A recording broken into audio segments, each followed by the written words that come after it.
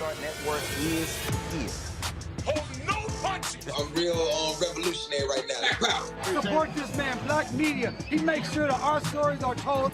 Thank you for being the voice of Black America, Roland. Stay black. I love y'all. All momentum we have now, we have to keep this going. The video looks phenomenal. See, there's a difference between Black Star Network and Black-owned media and something like CNN. You can't be Black-owned media and be scared. It's time to be smart. Bring your eyeballs home. You dig?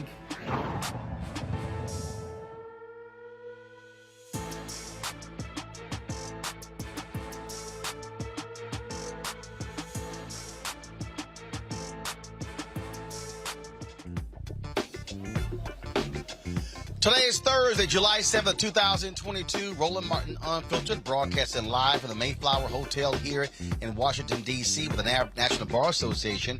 Will hold a dinner honoring Attorney Fred Gray, one of the 17 recipients of the Presidential Medal of Freedom. Coming up on the Black Star Network, we'll show you what took place at the White House today, where those honorees were given the nation's highest honor.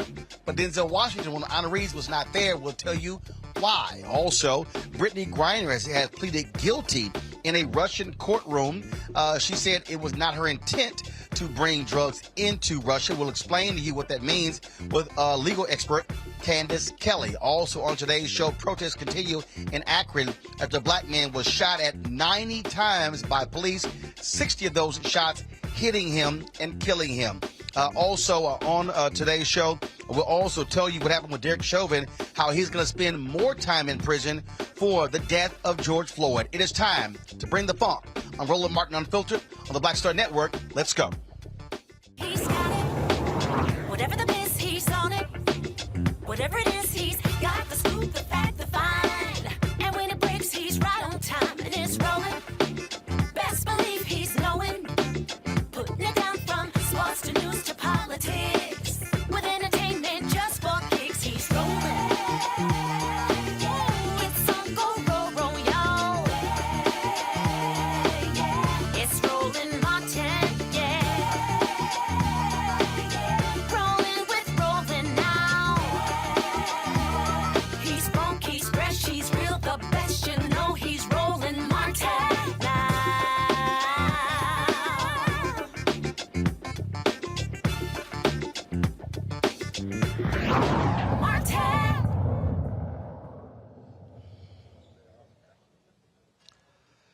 Hey, folks, today in a Russian court, WNBA star Brittney Griner pled guilty to drug charges. She was led into court in handcuffs, and during her trial today, her attorneys entered that guilty plea. She made it clear that she did not intend to bring drugs into the country. She told the judge she wanted to take responsibility for her actions. Afterwards, her attorney spoke to the media. And did Brittney say what made her take this decision today? Do you have any explanation for why she decided? She's a responsible person, and she admitted that it was hers, but she said that it was unintentionally brought to Russia because she was in a hurry as she was packing, and it was just by accident it ended up in her luggage. Considering her personality and that she is a role model to many people, to many young people, she just thinks she should be responsible for her actions. The prosecution was reading the medical certificates, and what did the medical certificate said? That no drugs were found in her urine and her blood. Am I right? Well, they were reading just all the evidence that they have on the files. Yeah. Yes, you're right. Yes. Can you give us the full answer? Well, I think we will probably comment on this during the next court session when we will be presenting our evidence. But right now, nothing was found in her test examples. She was clean and she was tested, right? And what is she going, what will be the next hearing? The defense will start to present their evidences and their witnesses. why give a guilty plea in partial today? She'll give fuller testimony to later. So why announce it today? What's the point of that? Because the prosecution ended their part, and it was the start of the part of the defense. And later during the trial, she will have the possibility to explain herself more thoroughly. And also mitigating factors? Is that the idea? To explain mitigating factors or why? Of course. Yes. Griner will be back in court in July 14th. Joining us right now is legal analyst Candace Kelly. Candace, glad to have you here. Here is the speculation, Candace, that she needed to plead guilty in order for there to be a prisoner swap that previously happened with another American who was being held there by Russia.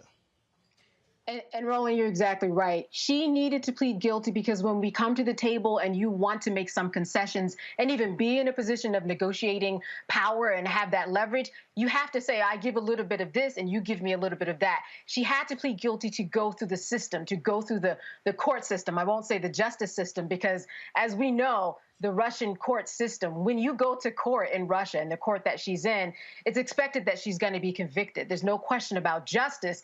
It's just a question about how long will she be sentenced. So all of these wills had to go into motion where she had to plead guilty. And I think behind the scenes, her wife, the people who are supporting her the most, they have had it with the Biden administration. They have had it with the lack of negotiation. They've had it with the fact that Biden waited all the way till yesterday after Brittney Griner allegedly to say, listen, I'm terrified. Don't forget about me. On this July 4th, my father, he served in the Vietnam War. Her wife, Cheryl, is tired of it. So they went behind the scenes and they came up with their own strategy. And this was part of the negotiation. Plead guilty, and we're going to do it our own way because the Biden administration has not satisfied us enough. And that's where we are right now, Roland. But let's be honest here. The Biden administration didn't have many options here. There's a war going on between Ukraine and the Russians. The Americans are supporting Ukraine in a significant way.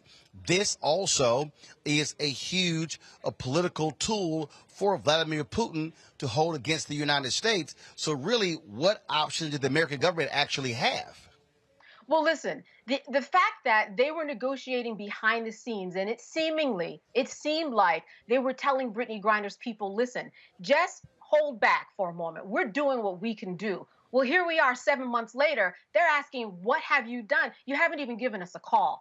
A call would be good so that when Brittney gives me a letter in the mail because I haven't spoken to her on the phone, I can tell her, hey, listen, the Biden administration reached out to me. At least that's a start. That's a beginning, giving Brittney a little hope, a little faith that she's got America behind her. And when you're over there in Russia by yourself in that particular legal system, that actually does mean a lot to know that at least some wheels are turning and that everybody's working on one accord. So they didn't have many options in terms of this is what we can do because we know that you're a political ploy, but at least have a little support. And that's what her wife and the Brittney Griner team have been saying. Can you support us? Can you give us a call? And there are plenty of families who are now coming forth and saying, hey, now that you've got your call, Cheryl Griner, we need a call too. So it's not just about Brittney Griner. There's a larger picture, as you said, in terms of exchanging political prisoners that have been exchanged before. Now we're looking at a situation as to who do we actually exchange? And that's where the Biden administration is right now, albeit behind closed doors. But my guess is that something is going on in terms of that exchange, at least trying to happen. They just can't show their cards right now, Roland. But historically, I mean, here's one of the things. I mean, I think back to Syria. When the Reagan administration couldn't do anything with that government, and it was Reverend Jesse Jackson Sr., Minister Louis Farrakhan, Reverend Jeremiah Wright, and others who traveled over there and brought back Captain Gutman. When I think about same thing in Iraq, when Reverend Jackson went and rescued, brought back American citizens dealing with Saddam Hussein. The U.S. government couldn't get anywhere with Saddam. Reverend Jackson was able to do so, and of course, with the encouragement of Muhammad Ali. When I think about soldiers, I think it was in Yugoslavia, if I'm correct, where Reverend Jackson brought them back. And so this is one of those things where, again, a figure like Reverend Jackson was where we needed someone like that. Unfortunately, he's been impacted in a severe way by Parkinson's, but having a third party party religious delegation sort of lead those negotiations. That's typically what has happened in the past because the government was hamstrung because of another government didn't want to deal with the United States. And Roland, where are they? Where are those people who are coming to the forefront to say yay or nay that we support? And this is what we need to do. Well, unfortunately, we don't have a lot of we don't have a lot of black leaders, frankly, Correct. who had the stature of Reverend Jackson to be able to go do that. True. But it's interesting that you mentioned stature because when we talk about Brittney Griner, she's a rock star over there. People know her name over here, but we just have not seen kind of this continuous support and media blitz and information about her, for all these months that we would see. LeBron James wouldn't have been over there that long. Let's be real. And that's what we're talking about. We're talking about a black. First of all, let's be clear. LeBron James would not have to play over there for money. That's right. Unfortunately, WNBA does not pay as much, and that's one of the reasons why Brittney Griner and other WNBA stars play overseas because they can't make the same amount of money. And people watching need to understand some of these female players are making $250,000, $500,000 or more playing overseas money they simply will never see in the United States.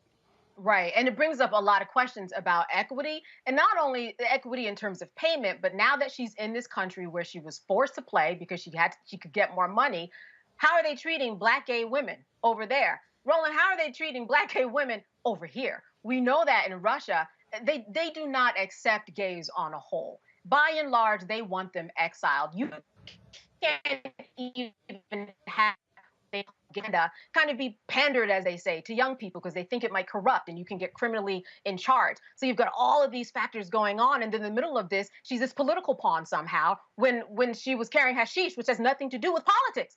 Now, I think that is really interesting in terms of what her guilty plea was. She said, yes, I plead guilty, but it wasn't my intent. Roland, that's two different things. She's saying guilty in order to appease the Russians so that she can move the needle in that regard. Yep. But in order to be guilty, you have to have the intent. On the other hand, she said, well, it wasn't my intent. I think it's very interesting that on the first day where she appeared in court, she wore a Jimi Hendrix t-shirt. Jimi Hendrix was someone who was tried. He was not convicted across state lines in Canada for having weed. He said, hey, listen, I had so many fans around me, giving me stuff, giving me gifts. Somehow it got in my bag. Wasn't his intent to do it. So I think that was good that she said, hey, it wasn't my intent because you need that. But it really does contradict her guilty verdict because the two have to coexist.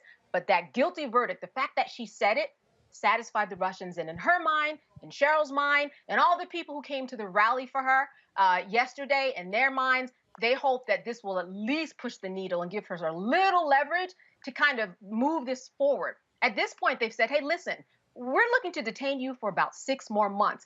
One, that's because of the legal system. They don't have day-by-day, back-to-back court systems. This is not tried in front of a jury. This is tried in front of one judge. They meet once a week. 2.5-hour drive for her. Her 6'8" self in very small, confined conditions has to go back and forth. And when she gets there, they're not going to be any Perry Mason moments. The judge just reads information into a file. So that's why we're not talking about justice here. We really are just talking about what's the conviction. And she's hoping that what she's doing, what her wife's doing, what everybody's doing can kind of beat that conviction and get her over here before it even gets to that stage.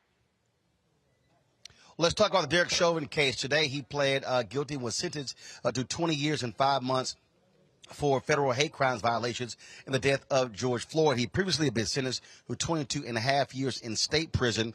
Explain what that means. Is this more jail time? Also, there was talk that he may be serving this not in state prison, but in federal prison. So what actually happened today in the Minneapolis courtroom?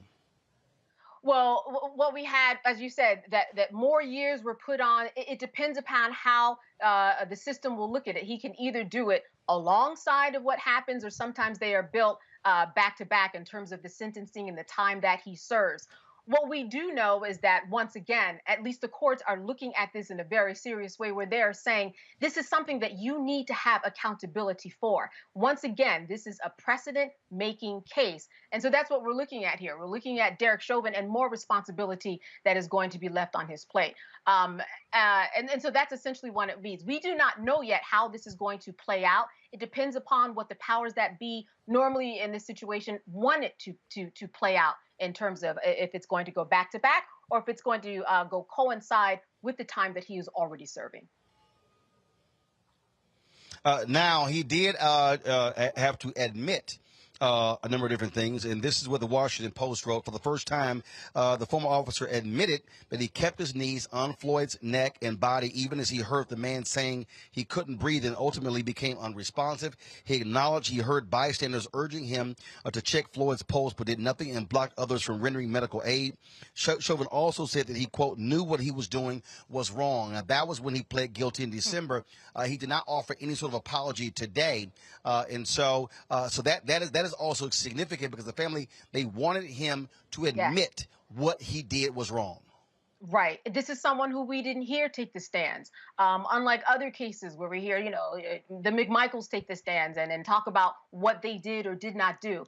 He completely circumvented that whole thing. We didn't hear his voice. So as you said, to hear his voice, if anything, it was to satisfy the families. How satisfactory must that have been for the families to know that this man knew what he was doing in the moment, that he was wrong? You were right. This is significant, and it really is a very strange and interesting precedent, because we don't hear this from police officers. We don't hear this guilt. And this is another way for America to once again face what's going on with the police system and the accountability that they have. We thought about it, we wrote about it, we talked about it, Roland, but to hear him say it takes it to a totally different level, that this man knew while he had his knees on that neck for over 9 minutes, what he was doing is wrong. And for some people who have, families who are in this situation, that's more than they want to hear. Forget the money. They want to hear that this man knew what he was doing, accountability, and this was the most accountability that we have had from him over these years. And again, as part of the deal, federal prosecutors allowed for the sentences to be concurrent, which means that he likely is going to be transferred to a federal prison. Remember, this is one of the things that the Ahmaud Arbery family did not want to happen in the case of the white supremacists who killed Ahmaud Arbery. They wanted them to serve their time in state prison, believing that is far more rigorous and, frankly, nastier or meaner than federal prison. And indeed it is. The state prison is nastier, it's meaner. You have people who he's going to be alongside if he does go into a state prison, who know and have faced people like him outside, and they are going to get revenge. That's just what happens. They are waiting for him. His people know it, he knows it, and he doesn't want that. Federal prison, it's a little bit nicer in terms of kind of the rewards that you get for good behavior. It's a better situated system in terms of how it looks, how it feels, sleeping, eating. All of that is a slightly higher level than a state prison. So that would be certainly another victory for the families, that he's not going to live his sentence inside something that might be, a lighter sentence in terms of a federal prison that is going to go hard in a state prison. So certainly they're hoping for that. A lot of us are hoping for that, because that certainly is what he deserves. All right, Candace Kelly, we certainly appreciate it. Thanks a lot. All right. Good to see you, Roland. Likewise. Folks, going to a break. We come back. My panel will break down these two stories. Plus, we'll talk about today's Presidential Medal of Freedom ceremony at the White House. 17 of great Americans were honored by President Joe Biden. We'll show you what took place and hear from folks after the ceremony, including 2 of the medal recipients. You're watching Roland Martin Unfiltered right here on the Black Star Network. Back in a moment.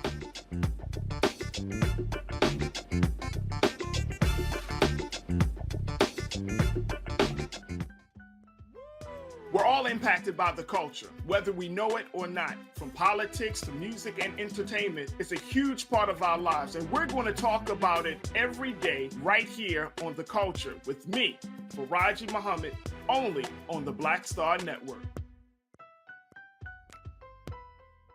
Hi, I'm Dr. Jackie Hood Martin, and I have a question for you. Ever feel as if your life is teetering and the weight and pressure of the world is consistently on your shoulders? Well, let me tell you, living a balanced life isn't easy. Join me each Tuesday on Black Star Network for A Balanced Life with Dr. Jackie.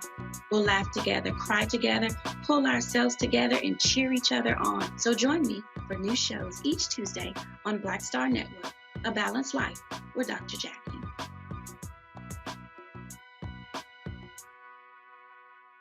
Hey, I'm Amber Stevens-West. Yo, what up, y'all? This is Jay Ellis, and you're watching Roland Martin Unfiltered.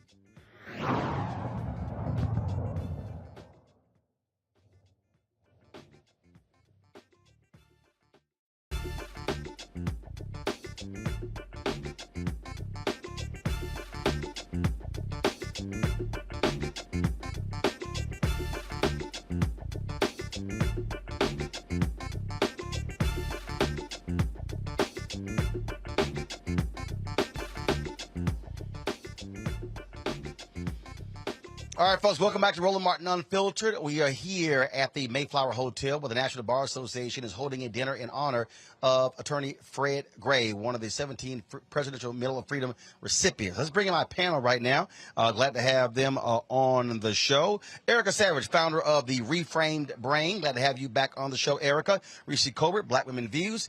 Also, Dr. Greg Carr with the Department of Afro-American Studies at Howard University. Reese, I want to start with you. There's a lot of attention, a lot of focus on Brittney Griner. WNBA players and others were saying the nation needs to pay more attention to this case, and now we're seeing some movement happen here. Yeah, I do want to first start off respectfully to Ms. Kelly. She almost made it sound like there was no contact between the administration and Ms. Cheryl Griner when we saw just on the show on Tuesday when I hosted that she had been in contact with the Secretary of the State, Anthony Blinken, as well as the National Security Advisor, Jake Sullivan. These are not peons. These are not small-time people in the administration. So I just want that to be clear. She hadn't spoken to the President of the United States, which most people don't get a chance to speak to, but, pressure works. And so she was granted an audience with the President and Vice President, and she was satisfied with what she was told during that meeting, and she felt encouraged by it. And so I just want to put that out there because it just sounded it sounded almost like they were blowing her off, which I don't believe to be the case. And they had classified her as wrongfully detained 2 months ago. So there are a lot of things that happen behind the scenes. This is a delicate political situation. It doesn't always play out on social media. It doesn't always play out to where everybody can feel good about the movement that's happening, but that doesn't mean nothing was happening. But anyway, on another note, another thing I just wanted to say is people shouldn't take her pleading guilty at face value. We have a Dems the rules kind of people. Well, if you do the crime, got to do the time, and she broke the rules, and what was she doing over there, and yada, yada, yada. But, obviously there's a strategy here. I don't know if you guys were paying attention, but not y'all, but, maybe the audience. But they said they didn't find any drugs in her urine or in her blood. So this is not a person who's a heavy drug user. She's clearly not a drug smuggler, which is why she was facing 10 years. They tried to make it seem like she was part of an international drug ring. So I think that hopefully if this is what it takes to help move the needle forward and help expedite the process, hopefully that helps her out because she was going to get convicted anyway. There's a 99% conviction rate in Russia. It's not the trial that even we have here, which isn't always fair either. So I can't say I'm encouraged, but I'm just really hoping that there's some really good strategy behind this. But the other thing too, I wonder where Ms. Kelly got the idea that this was somehow in defiance of the administration or taking matters into their own hands. That just seemed like kind of out of nowhere. For all we know, it could have been in consult with them. So I would just be careful. I know that it's really easy to pounce on the administration, and I'm not trying to defend them and say they've been perfect, but I think we should also make sure we're putting out accurate information. Erica, your thoughts again on this Griner case. And one of the things early on, the Biden administration did ask folks not to raise the decibel, if you will, There are a number of WNBA players who talked about that as well because they wanted this to be in terms of, they said, look, it was delicate, private negotiations, and certainly understanding her family members wanting action to be done here. We cannot discount the reality, though, that Vladimir Putin doesn't give a damn what we say. He controls this whole process. Oh, absolutely, Roland. He is judge, jury, and he will issue the verdict. One thing I also want to mention is that I talked about this a couple of days ago on another program, is that I served as an emissary a couple of years ago in the effort of a freeing of a political prisoner. And I can tell you from a national standpoint, from a faith standpoint, from a local standpoint, that it really is all hands on deck. And just for people to be aware that in 2015, under the Obama administration, the special presidential envoy for hostage affairs was stood up. So this is something that President Biden, having been vice president at that time, is intimately aware of. And there are two leaders, in addition to the leaders that Reese member, that are well-versed and very capable. And so I would caution additionally as well is for people to listen to the information. Trevor Reed, a spokesperson for his camp, he was detained in Russia for a period of years. Spokesperson said that, listen, Trevor was detained and did not want to sign a document to his guilt until the last few days, and that's when he was released. So this is due process. It's very delicate.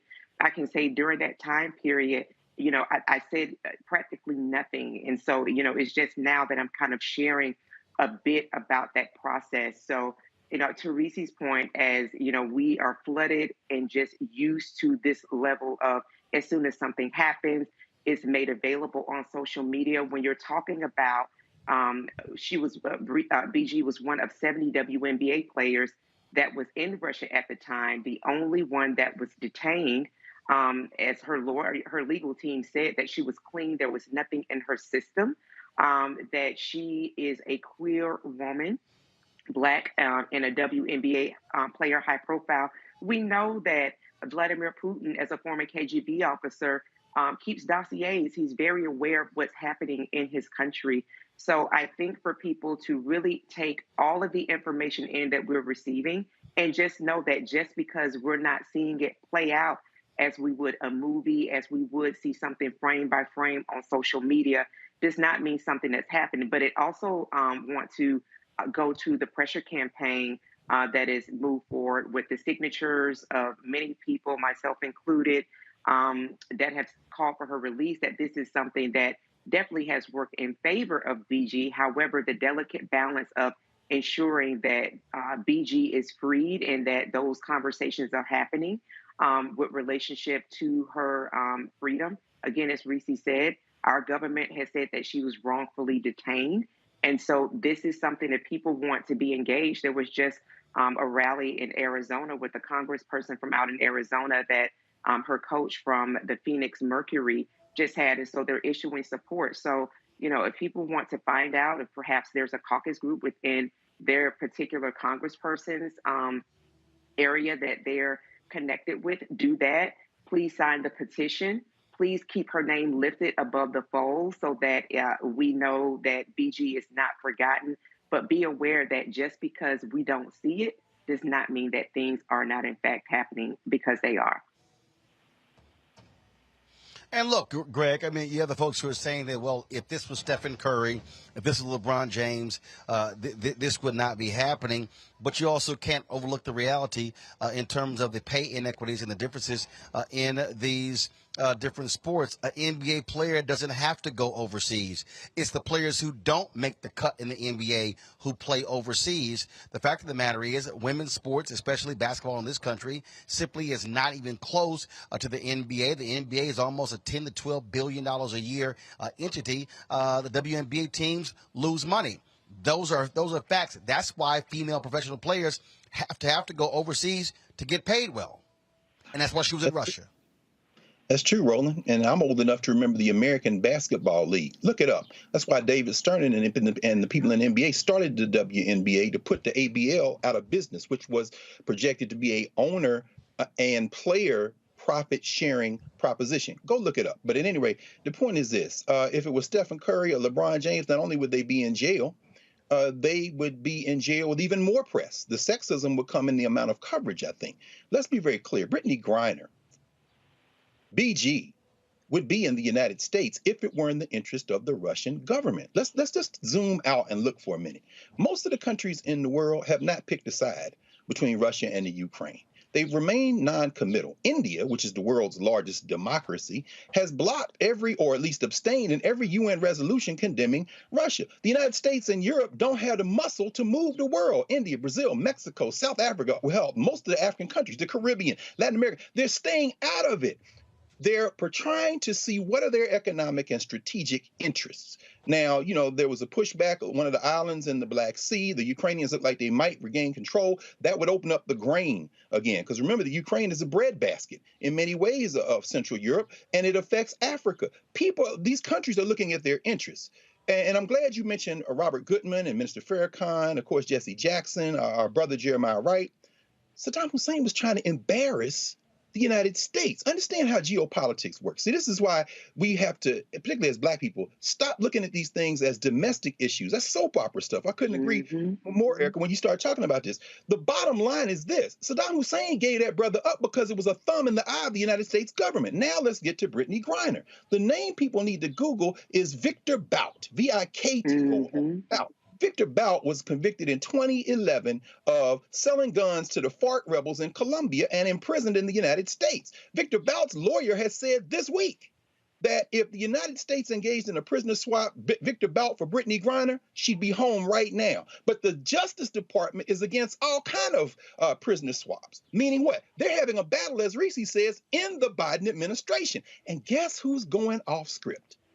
All them Black people, all those people in the WNBA, all the people for social justice, the LGBTQ community who are saying, free Brittney Griner, free Brittney Griner. Biden like, hey, everybody calm down. Because behind the scenes, it's not yet in Russia's interest to let her go. They're getting publicity. Hell, if LeBron James was locked up, they'd be getting more publicity. But the bottom line is nobody's coming home until these countries work out how they can make a deal that's in the best interest of the Russians. Now, all you got to do to see that this is very serious, but at the same time, that there are other forces at work. Look at Alexander Boykoff. Look at her lawyer. He come in there in a Hawaiian shirt, dude. No, I don't want nobody today. As everybody said, she's going to be convicted, and this is about the prisoner swap. Pay careful attention to the prisoner swap. Again, look up Victor Bout, and that might make it a little clearer. Yeah. Indeed. All right, folks, going to a break. We come back. We're going to talk Presidential Medal of Freedom. The ceremony took place today at the White House, honoring 17 amazing Americans.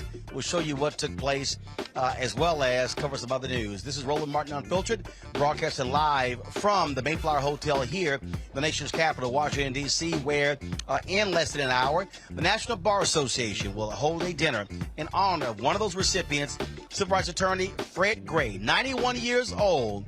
Right here. We'll be carrying it live right here on the Black Star Network. Don't forget to, folks, support us in what we do. Download the Black Star Network app, all platforms, Apple phone, Android phone, Apple TV, Android TV, Amazon Fire TV, Roku, Xbox, Samsung TV. Plus, support us in our efforts. Of course, folks, our goal is real simple, to get 20,000 of our fans to contribute on average $50 a year. That comes out to $4.19 cents a month, 13 cents a day.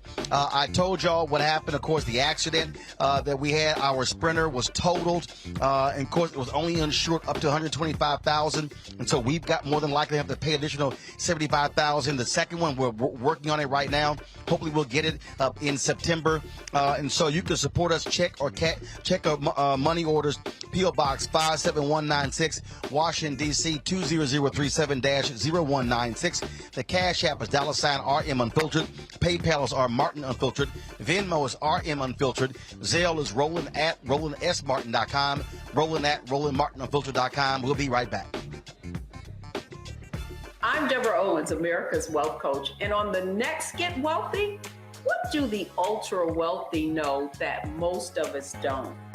Well, the truth is that there is financial exclusion. And unfortunately, far too many Black folks haven't had access to this knowledge And that's exactly what we're going to talk about on our next Get Wealthy with Melinda Hightower, a banker who's doing something to share exactly what you need to do to make it into the high net worth status. They weren't just saving just to save, they were saving for a purpose. That's right here on Get Wealthy with me, America's Wealth Coach, only on Black Star Network.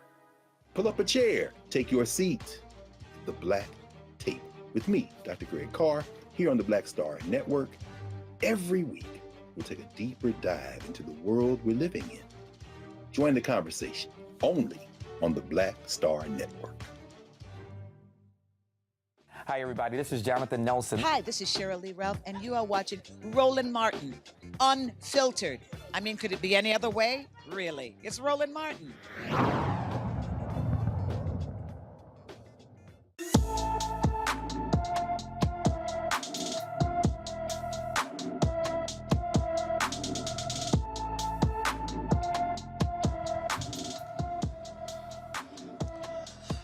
LaDae Arnold disappeared from St. Louis, Missouri on June 26th. The 7-year-old is 3 feet 6 inches tall. She weighs 70 pounds with black hair and brown eyes. LaDae may be in the company of an adult male. Anyone with information about LaDae Arnold should call the Bellefontaine Neighbors, Missouri Police Department at 636-529-8210, 636-529-8210. Folks, the ex-cop in Cleveland who shot Tamir Rice has gotten first of all, he's now got a new job from a police department in Pennsylvania. Now he is resigned after the news went public. Timothy Loman's attorney announced his client would quit his new position after the hiring sparked outrage. The president of the Tioga Borough Council posted this Facebook picture of Loman's swearing-in ceremony. The photo led to some fury on the social media platform. Remember, in 2014, Loman responded to a call saying that someone was waving a gun around, shooting 12-year-old Tamir Rice shortly after arriving on the scene. Loman was never charged for Rice's death. What's crazy here, Erica, is that the mayor said he wasn't aware of Loman's past. I guess they don't vet. I guess they don't use Google in this Pennsylvania town. Yeah, I just woke up and found out I was black. When I tell you I went straight to Facebook and saw how they had lit him up and righteously lit him up, this is why we have to pay attention to these folks who are tax-paid servants of law. Continue to follow them because he had a job and then he lost a job. And so he's going to continue to follow that same pattern.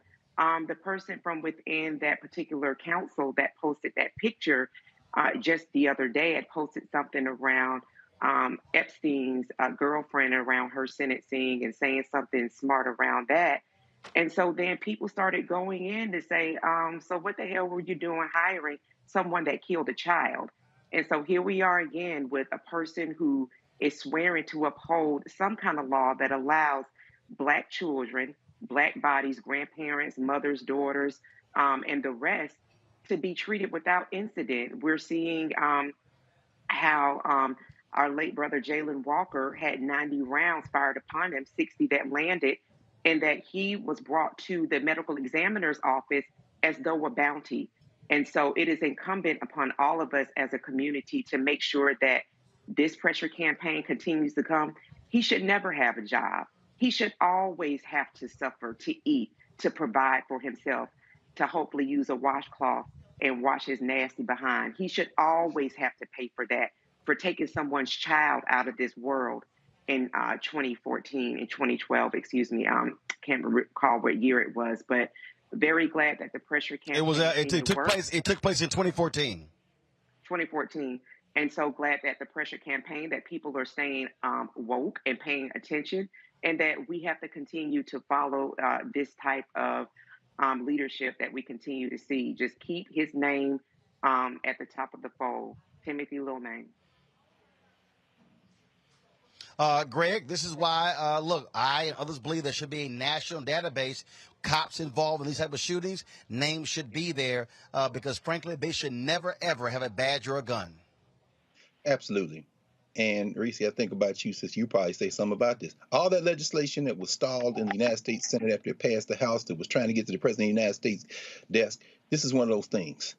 And again, Tim Michigan, Scott, you race traitor, lining up to block these kind of things, you're responsible for all of these failures, including that lack of a national database. But let's be very clear. Killing Tamir Rice was probably like a letter of recommendation for Loman in that little borough. Y'all look up the census count, the 2010 census. I hope for their sake that the number of people in Cuyahoga in that little borough changes, because according to the 2010 census, the number of people who lived there was 666. The point I'm trying to make is that Floyd is coming east.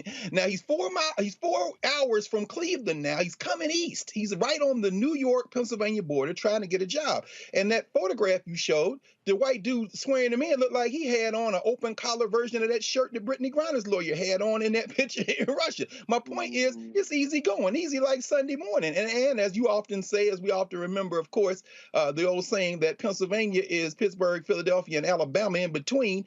He's welcome in those boroughs. And the only thing that's going to stop that, to exactly what you just said, Erica, is we got to keep the heat on. Just like BG's people and all of us who support her banged on the government, even though the government is involved in a geopolitical game, we got to bang on people like this. You should not know a minute's rest for the rest of your natural life. And then when you die, then the problem starts, because then you're going to take it up with Tamir.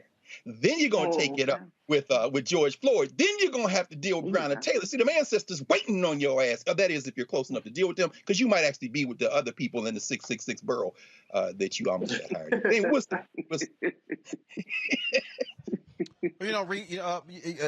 Reese, when you think about this case, the fact that there's so many officers, they get hired by the neighboring city, the neighboring county, and this happens over and over and over again. Not just in this case, but cases all around the country where these cops keep finding law enforcement jobs, keep having badges and guns. Yeah, because as Dr. Carr said, it's a feature, not a bug, that they have these records. I mean, I think it is important to have the national database, which is what the George Floyd Justice and Policing Act will be. But the thing that's going to be the most powerful, which is the most unfortunate part about it, is public shaming and heat as pressure and putting pressure, as Erica said and as Dr. Carr said. It's unfortunate, though, the same way it is when you have cops who kill people every day, the same way you have people who are killed but not in mass shootings every day. It's almost like it's only certain cases that get the attention, and then we keep our focus on those, rightfully so. But you have to wonder about all the people that don't make the headlines, all of the cops that, like you said, jump from town to town with no repercussions. That's what's really scary, because we know a name, but we don't know all the names of the cops that are doing the kinds of things that this officer did to Tamir Rice.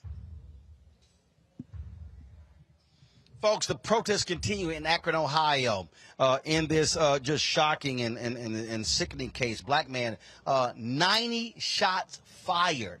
90 shots fired, 60 of them hitting him. Jayland Walker, the protests have been going on in Akron, Ohio, since it took place. Those arrested recently were Breonna Taylor's aunt and Jacob Blake Jr.'s father.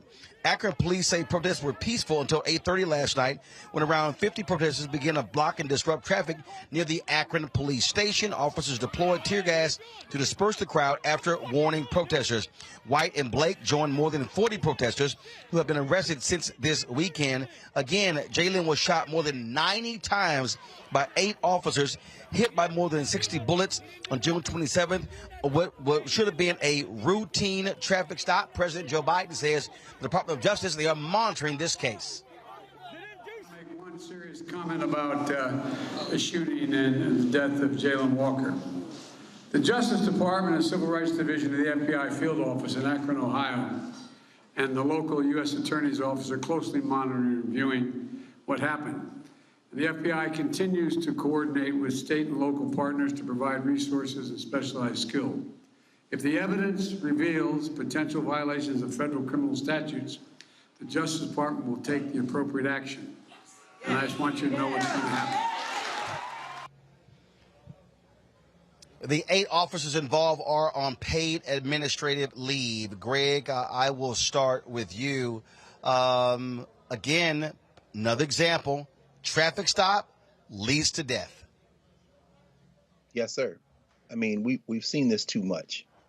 The President of the United States' hands are tied, but some of that rope is rope he spun himself. The front page of the New York Times today has an article about how people want somebody to punch somebody in the face. I understand the President of the United States. I mean, this is a country he was born and raised in. He believes in it. He believes in its systems of government.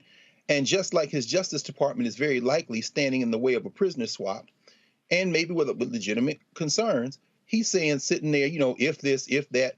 These 4 white boys got a damn paid vacation. You kill a black person in the United States, you get a paid vacation. Then you get clear. Mm-hmm.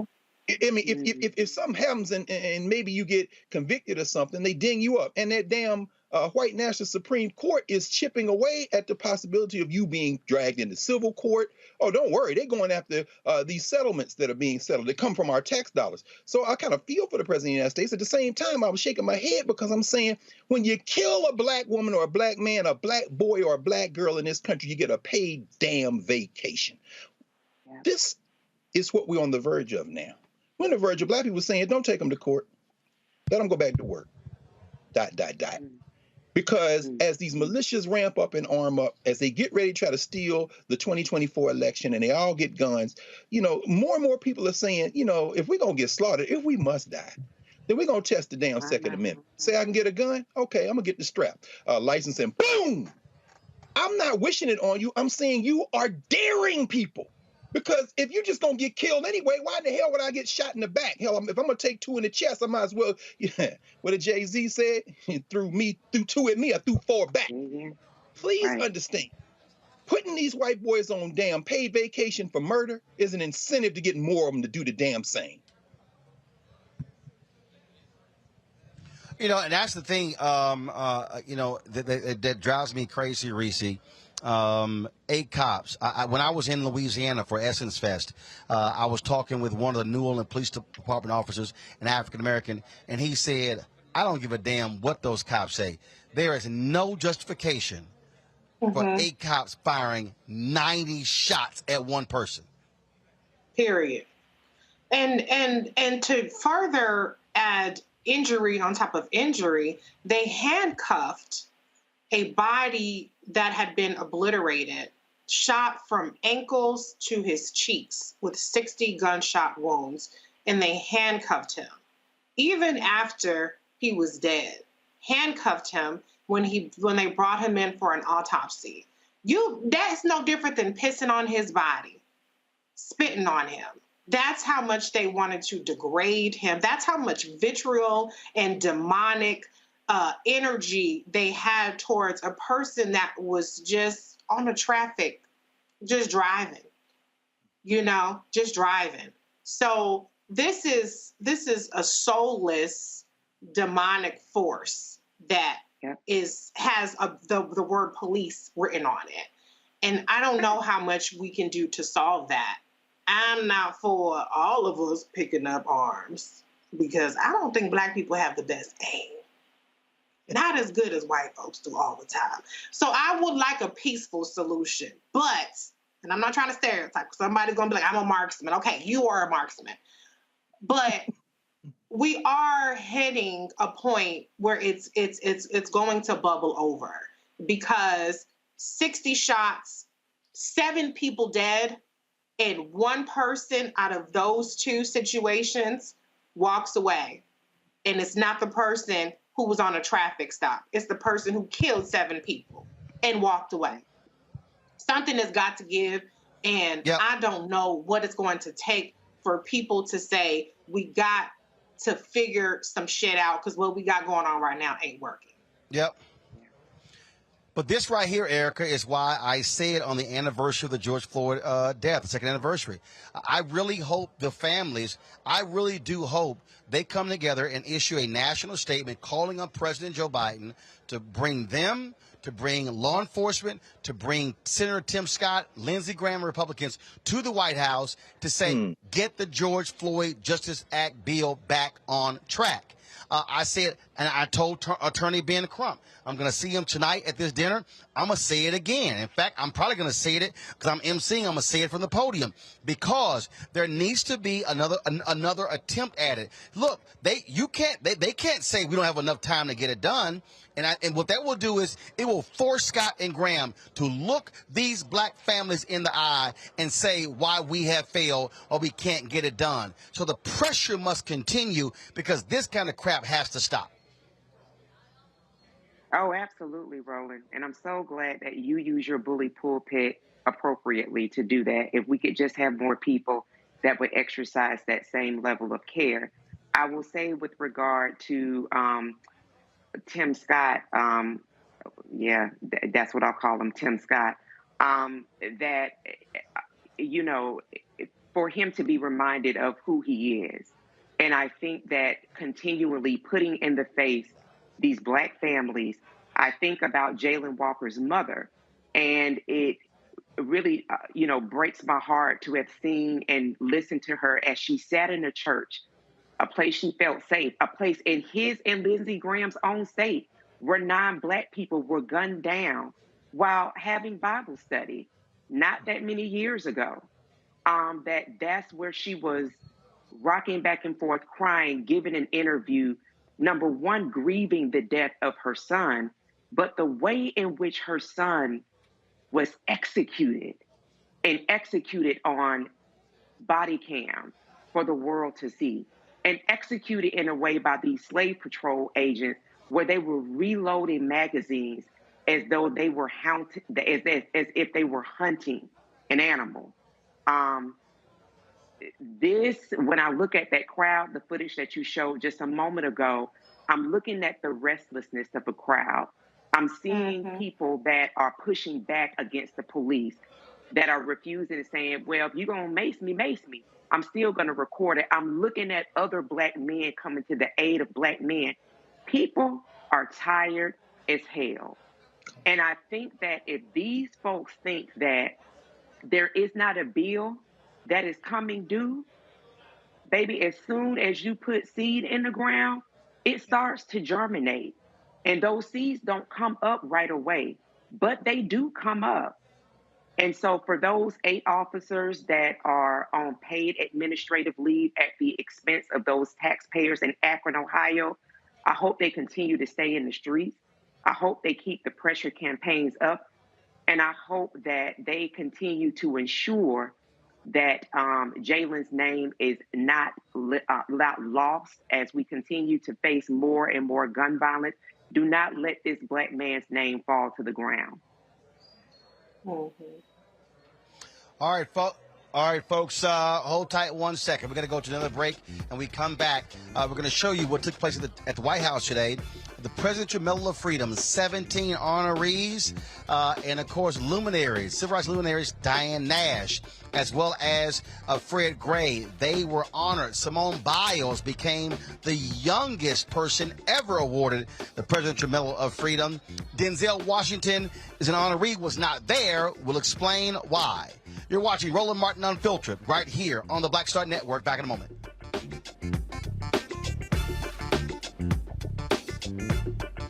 Of course, I looked up to Spike Lee. Of course, who didn't? I mean, he's a genius.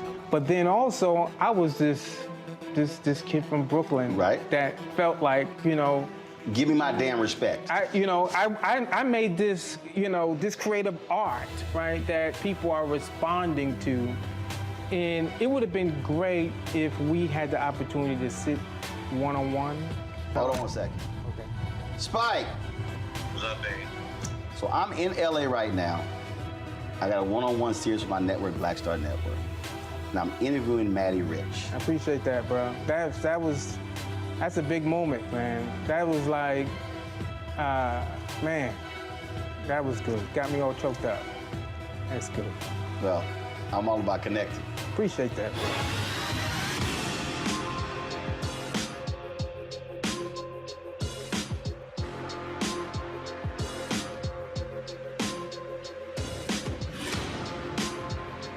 I'm Dr. Jackie Hood Martin, and I have a question for you. Ever feel as if your life is teetering and the weight and pressure of the world is consistently on your shoulders? Well, let me tell you, living a balanced life isn't easy. Join me each Tuesday on Black Star Network for A Balanced Life with Dr. Jackie. We'll laugh together, cry together, pull ourselves together, and cheer each other on. So join me for new shows each Tuesday on Black Star Network, A Balanced Life with Dr. Jackie.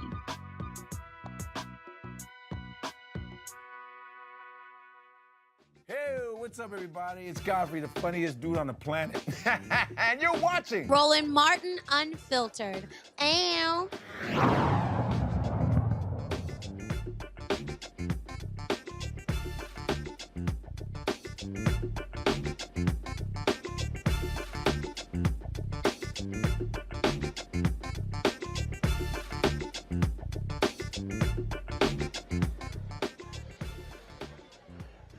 All right, folks, today at the White House, President Biden welcomed 17 honorees, actually 16 of the 17 honorees to the White House, who he awarded for the first time as president the Presidential Medal of Freedom.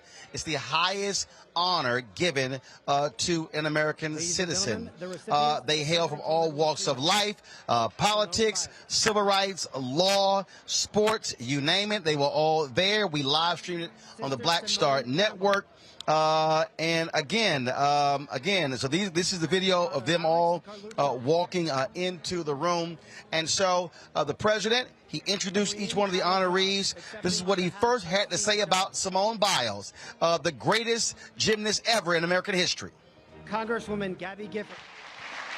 Simone Biles, the most decorated American gymnast in history, who everyone stops everything every time she was on camera.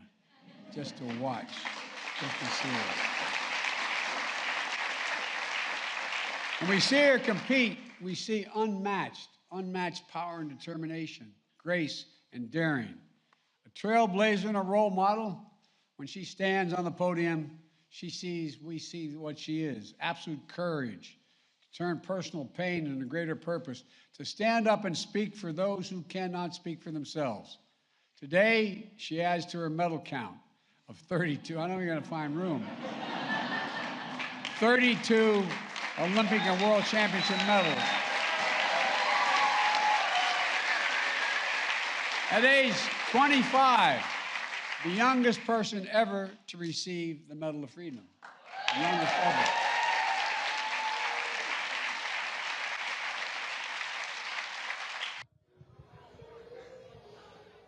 Here's President Biden saluting civil rights icon Diane Nash.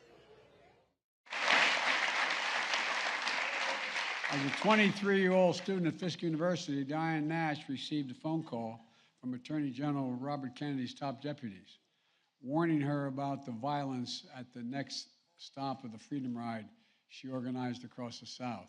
She replied, and I quote, "We all signed our last will and testaments before they left.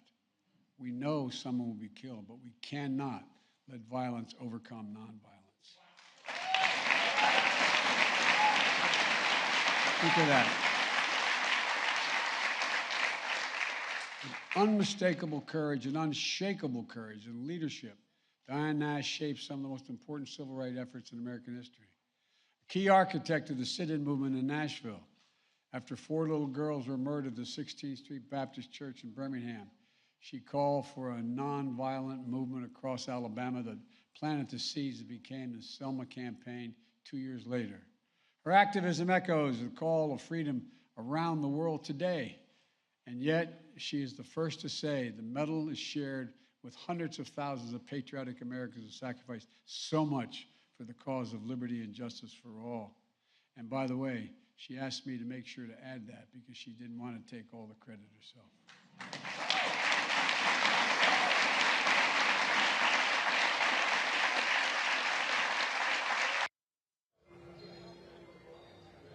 One of the folks she knows very well is a 91-year-old civil rights attorney, Fred Gray, also one of the honorees. When Dr. King, Rosa Parks, and Claudette Colvin, and John Lewis, and other giants of our history needed a lawyer for their fight for freedom, you know who they call? They call a guy named Fred Gray. That's who they call.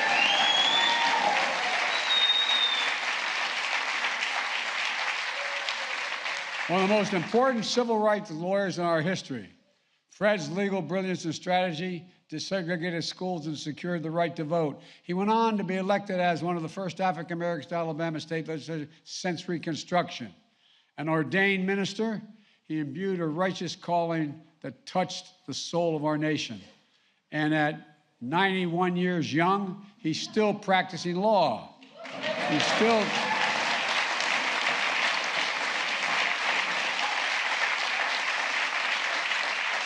And he's still keeping the faith in the best of America. Folks, Denzel Washington was supposed to be there, but the president had this to say about him not being there. Okay, sorry, folks, we should have had that. So he announced that Denzel Washington could not make it. Well, the fact of the matter is, Denzel Washington tested positive for COVID and was unable to make it. I was texting his wife, Pauletta. Both were greatly disappointed. But the president did say in his speech that he would be awarding his medal at a later date. Also, the other individual who was honored was a nurse out of New York, a Jamaican immigrant who was the first person to actually get the COVID vaccine outside of the clinical trials.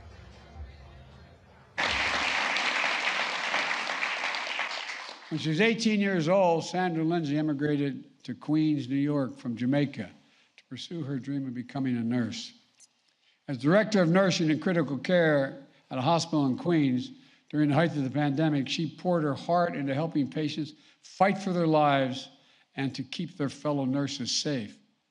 And when the time came, she was the first person in America to get fully vaccinated outside of clinical trials. Sandra, as I told you before, if there's any angels in heaven, they're all nurses, male and female. No, for real, they really are. Many of you who've spent a lot of time in the hospital, as some of us have, you know. Doctors let you live. Nurses, male and female, make you want to live.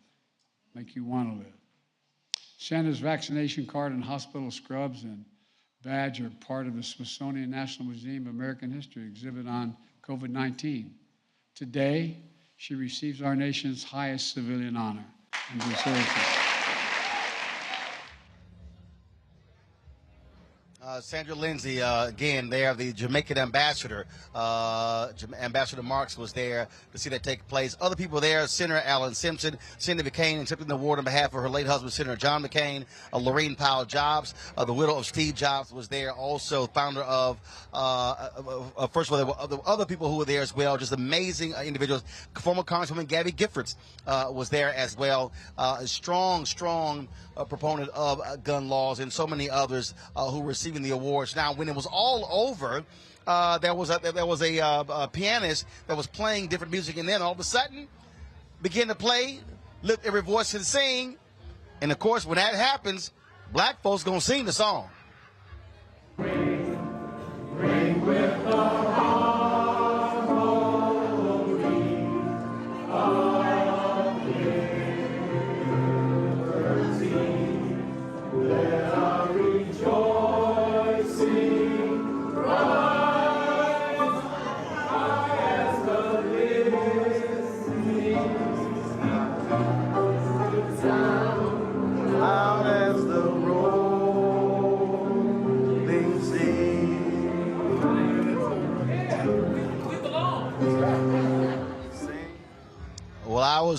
Well, I was there in the room shooting that video, got a chance to talk to a number of people afterwards, talk about this important day. First up is the mayor of Montgomery, Alabama, Stephen Reed. Of course, remember, they took a $25,000 fine from the state of Alabama by taking the name of a street in Montgomery named after a Confederate general and putting up the name of Fred Gray. Here's what he had to say about today's ceremony. All right, Mayor, your thoughts, especially your hometown hero, Fred Gray. You know, it is great for Attorney Gray and his family. We're honored that he calls Montgomery and Tuskegee home. But I think more important than anything, it's great that his work has been recognized, his dedication, his longevity, all of the things that he wanted to do in terms of striking down segregation, he did, and I'm a beneficiary of that, and so many of us are. So it's great to be in this moment, being a witness it firsthand. Got it. Former U.S. Senator Doug Jones, caught up with him as well. Obviously there are some big names up there, but being from Alabama, just your thoughts about Fred Gray. My friend Fred, my hero Fred, absolutely long overdue honor. One of the unsung heroes of the movement. I'm not sure how far the movement would have gotten without a brilliant young Fred Gray, really putting his career, his life on the line. An amazing man, and still going. I mean, still going. He doesn't age. 91 years old, still practicing law. He doesn't age. It's just phenomenal. I'm so happy for him, his family, and frankly for the state of Alabama. All right, appreciate it. Thank you. All right, that was, again, former U.S. Senator Doug Jones of Alabama. Simone Biles, she actually stopped by the area where all the microphones were set up there, and she talked about what it meant to be the youngest recipient ever, and several other questions that we had a chance to ask her. Here is Simone Biles. Sorry. What's up, H-Town? Simone, how do you feel? Just tell us your feelings about today, special day. Well, hearing that I was the youngest, it was a huge honor. It's kind of scary because it is the best award you could receive for your whole life. So now it's kind of scary, like, oh, what do I do now? But it's a huge honor. I'm excited to be here, especially with my family, my agents, all the other recipients. So it was an exciting morning. What message do you think this honor and receiving it to young sons to young women across the country? Yeah, I think it really will teach them you can do anything you put your mind to, and to just speak up, use your platforms, be authentic, be yourself, and stay true to yourself, and just go out there and have fun in whatever your adventure is. There have been folks honored in other sports, basketball and football, for you, but would this be gymnastics, how critical is that? Yeah, I think it's really exciting because it shines a good light on our sport, because our sport is so fun, it's so incredible. We've had kind of a cloud over it the last couple of years, so to put some sunshine feels good. Where does this accomplishment rank among all your other accomplishments? I think it's definitely at the top.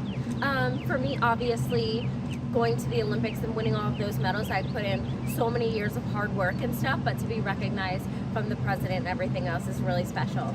Did the president share any message with you when you were speaking with him today or on stage? Yeah, he just was saying how courageous I was and how we kind of need more young people like that. So it was really exciting to hear that and to know that my hard work is paying off, especially using my platforms, because he said that's why they chose me as well. Any message to a foster child out there?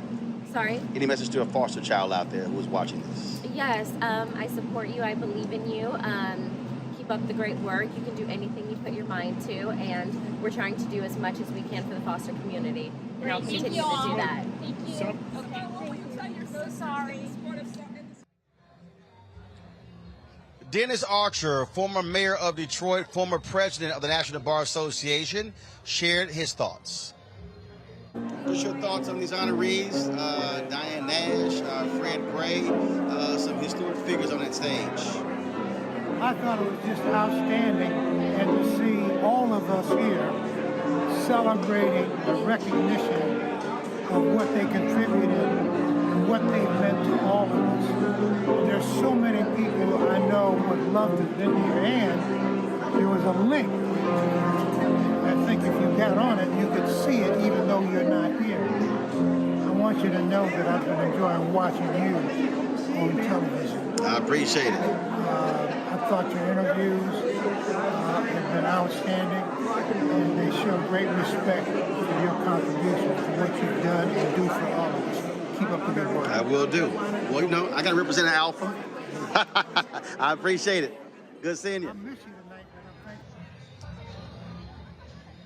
Folks, Khizr Khan was one of the 17 honored.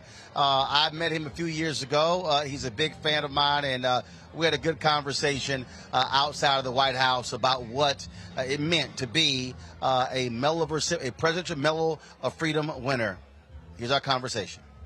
First and foremost, how does it feel to be to get the nation's highest honor? I am humbled. I'm honored.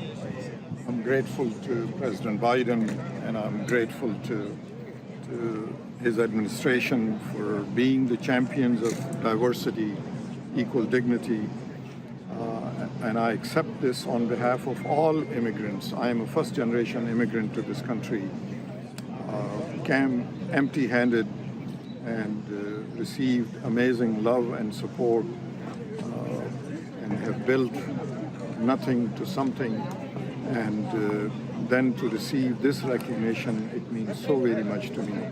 I feel that that journey is moving forward because there is so much more that still needs to be done to uplift so many Americans that still have not shared American dream. So it's a reminder that that journey continues. And we will continue to speak, we will continue to come together, and together we will defend our foundational values so that the journey could complete. Without effort, without a struggle, our civil rights would have not been possible. It was the valorous action and struggle that we have civil rights now. But still, more needs to be done, more shall be done. So it is in that struggle, in that effort that I accept this award. You were quite emotional a few times up there. Yes, it's a realization of how far I have come, because I'm a testament to not having anything to having so much. And sometime as a human being, it could be overwhelming.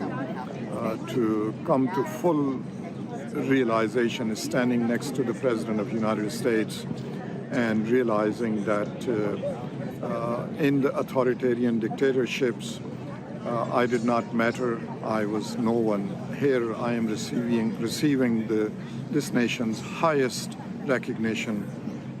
So for that reason, and it reminded me of my son as well, that he would have been so proud today. All right, well, we certainly appreciate it. And congratulations. Always good seeing you. God bless you. Thank you. The Secretary of Health and Human Services, Xavier Becerra, we caught up with him afterwards as well. We were talking to him about the positive COVID designation of Denzel Washington, and he said, we got to stay vigilant. It's still real. In Connecticut, where we really had a great time with a family that had just vaccinated their 6-month-old daughter.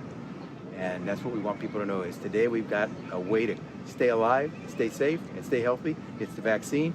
6 months and above, you can get vaccinated. So we'll get vaccinated. And do we need to wear masks on the outside, especially as this is so contagious? Because before the thought was we don't need to wear masks on the outside. If you are in an area where there is high level of contagion, if you are in an area where there's high level of contagion, it makes sense to wear a mask. You don't need to wear a mask everywhere. If you're outdoors, it's a lot easier to go without it. But if you're outdoors in a space where there's a large congregation of people, be smart, be safe, do what you think is going to work best. If you don't get into any kind of vehicle without buckling up, you should not do anything about dealing with COVID without using all the safety precautions you can. Thank you, sir. Yeah, we did have an opportunity to ask him his thoughts about today's ceremony, and here is the Secretary. Reads there, who were you most excited to see be honored by the President? You know, I'll be honest. I've known some of them for years. Some of them have stories that are compelling, especially for someone of color. But I will say something. Given today's circumstances, Alan Simpson, Senator Simpson from Wyoming, Republican, he and I have a deep friendship. Not because we agreed on so many things, it's because we were able to disagree and still be friends. And I have great fond memories when I served on the Simpson-Bowles or Bowles-Simpson Fiscal Commission. He was nothing but a gentleman, And I probably, of all the people, wanted to, as a friend, say something to him. But I will tell you, you had giants in that room. Giants who fought for civil rights, giants who fought for the respect and dignity of others. You know what? It's great that we do this for Americans because it shows who we are. But it was great. I got a kick out of seeing Alan Simpson. The guy's about 2 times my size, but it was great to see him. Denzel didn't show up because he had COVID. That's right. I think everybody in that room was there because they wanted to see Denzel Washington. So we'll have to come back again, right? But what does that send to? What message does that send to America that Denzel didn't even show up for the highest civilian award for any person? You know, when you're a no-show for your own event, you know, that's how powerful COVID can be. And that's how powerful the message should be. Get vaccinated, get boosted, get your children vaccinated, because we don't want to be sick. You don't want to miss your award ceremony. And he's double boosted. I was texting his wife, so she's double boosted. Listen, I'm double boosted, and I got COVID twice. In a month. Same here. In a month, yeah. Yeah, so I probably had every variant you can think of. And that's because I got to be around a lot of different folks. Yep. But hey, we know what it takes to be safe. We know what it takes to stay alive. Let's do it. Appreciate it. Thanks a lot. All right, now let's go to our panel. Let's see here. Greg, I'm going to start with you. Obviously, a number of people deserving of these honors. But I can tell you right now, the loudest applause, Attorney Fred Gray had his whole section over there.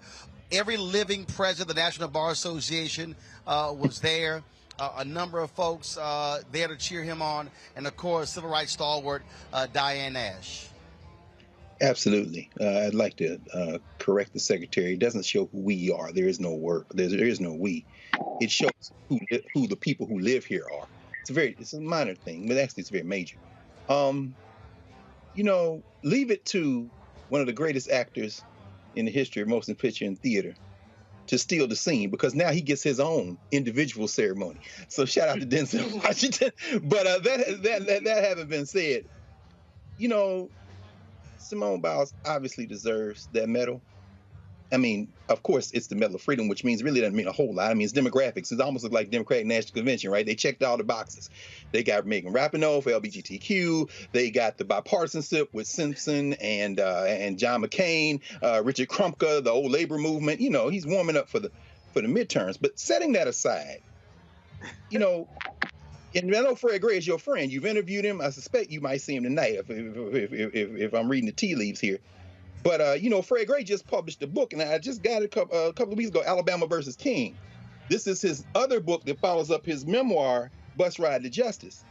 And we think about that number 25. Fred Gray was 25 years old when the Supreme Court affirmed the lower court in the Montgomery bus boycott case, breaking the back of segregation in Alabama, and by extension, setting that crack throughout the country.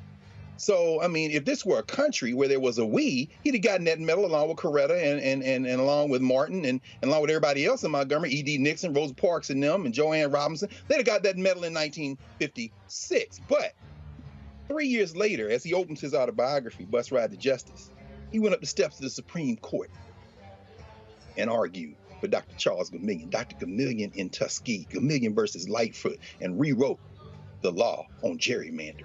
That's Fred Gray. Fred Gray represented the victims of the Tuskegee syphilis experiments, the Freedom Riders, some of the Montgomery marchers. And shout out to the Alabama State Bulldogs, because that's where he went to undergrad. And I saw my friend Crystal Gregory there singing the Black National Anthem, or the National Anthem, as I call it. Francis Scott Key, I don't know what the hell that is. But, you know, she's an alum of Fisk. And I know she was in that room because the great Diane Nash of Fisk Bulldog got that medal around her neck. So that was a beautiful thing to see. Roland, and if and when you see Fred Gray, which I suspect you will shortly, I sure wish I could get him to sign Alabama versus King, because my copy of his autobiography is autographed. Fred Gray is not only a legend and a hero, that's what a black lawyer looks like. Everybody take note of what a black lawyer in America looks like. It's Fred Gray, bro. Well, Greg, if you here in D.C., get down here. I'll make sure it gets signed. And so I have to actually, we're at the Mayflower in D.C. I have to do an actual fireside chat with Fred Gray. And so if you're looking for it to get signed, come on down here. I'll make sure it happens. Reese, I want to go to you. Some amazing folks, obviously on that stage. Beyond Fred, beyond Diane, beyond Simone Biles, the most decorated woman in U.S. military history as well. And one of the closing lines of President Biden, he said to the people on the stage, he said, "This is America. This is America in terms of its diversity." Khizr Khan, Pakistani immigrant on that stage. Sandra, Jamaican immigrant on that stage. I know that drives them ADOS folks crazy, but that's the reality of what happens in this country. I would say it's the promise of America. It's the America we aspire to, right? But we ain't quite got there yet, because there's the other side of America, which we've seen on the news and which we've talked about. But, ever the cynic, Dr. Carr, I'm with you on the diversity tips, but I'm going to just set that aside and just go ahead and be happy for the people who were celebrated.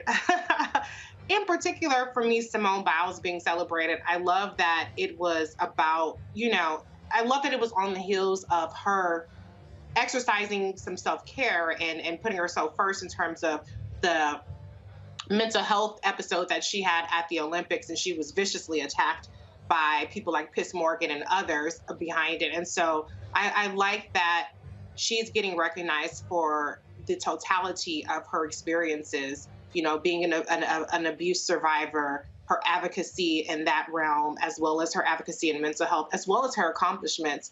So for her to be the youngest Freedom Awardee is definitely very much warranted. And when Denzel comes back, I'm gonna be at that, because I had Clay today, so I wasn't able to make it, but I would have, if I didn't have something else to do. But please, I hope that Denzel's award ceremony, I can make it to that one.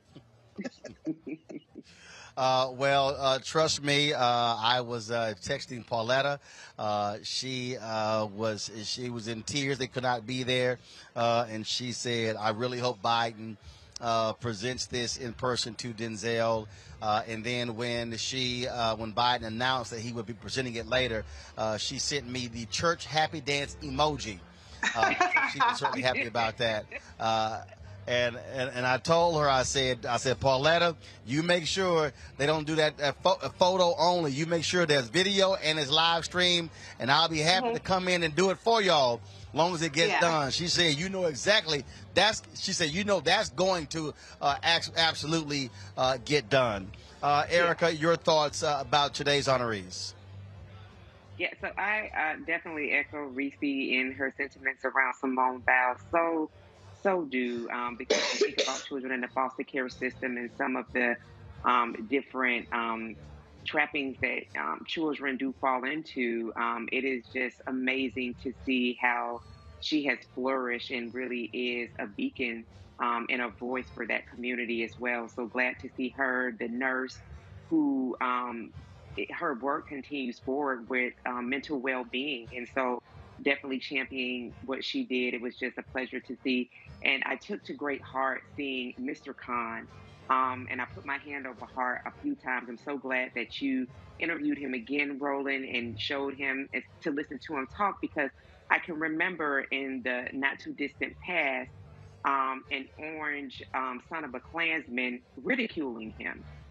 And the level of strength that it took to address someone who defamed not only he and his wife, but his son, who passed defending his country, something Bone Spurs and anything that he's connected to know nothing about.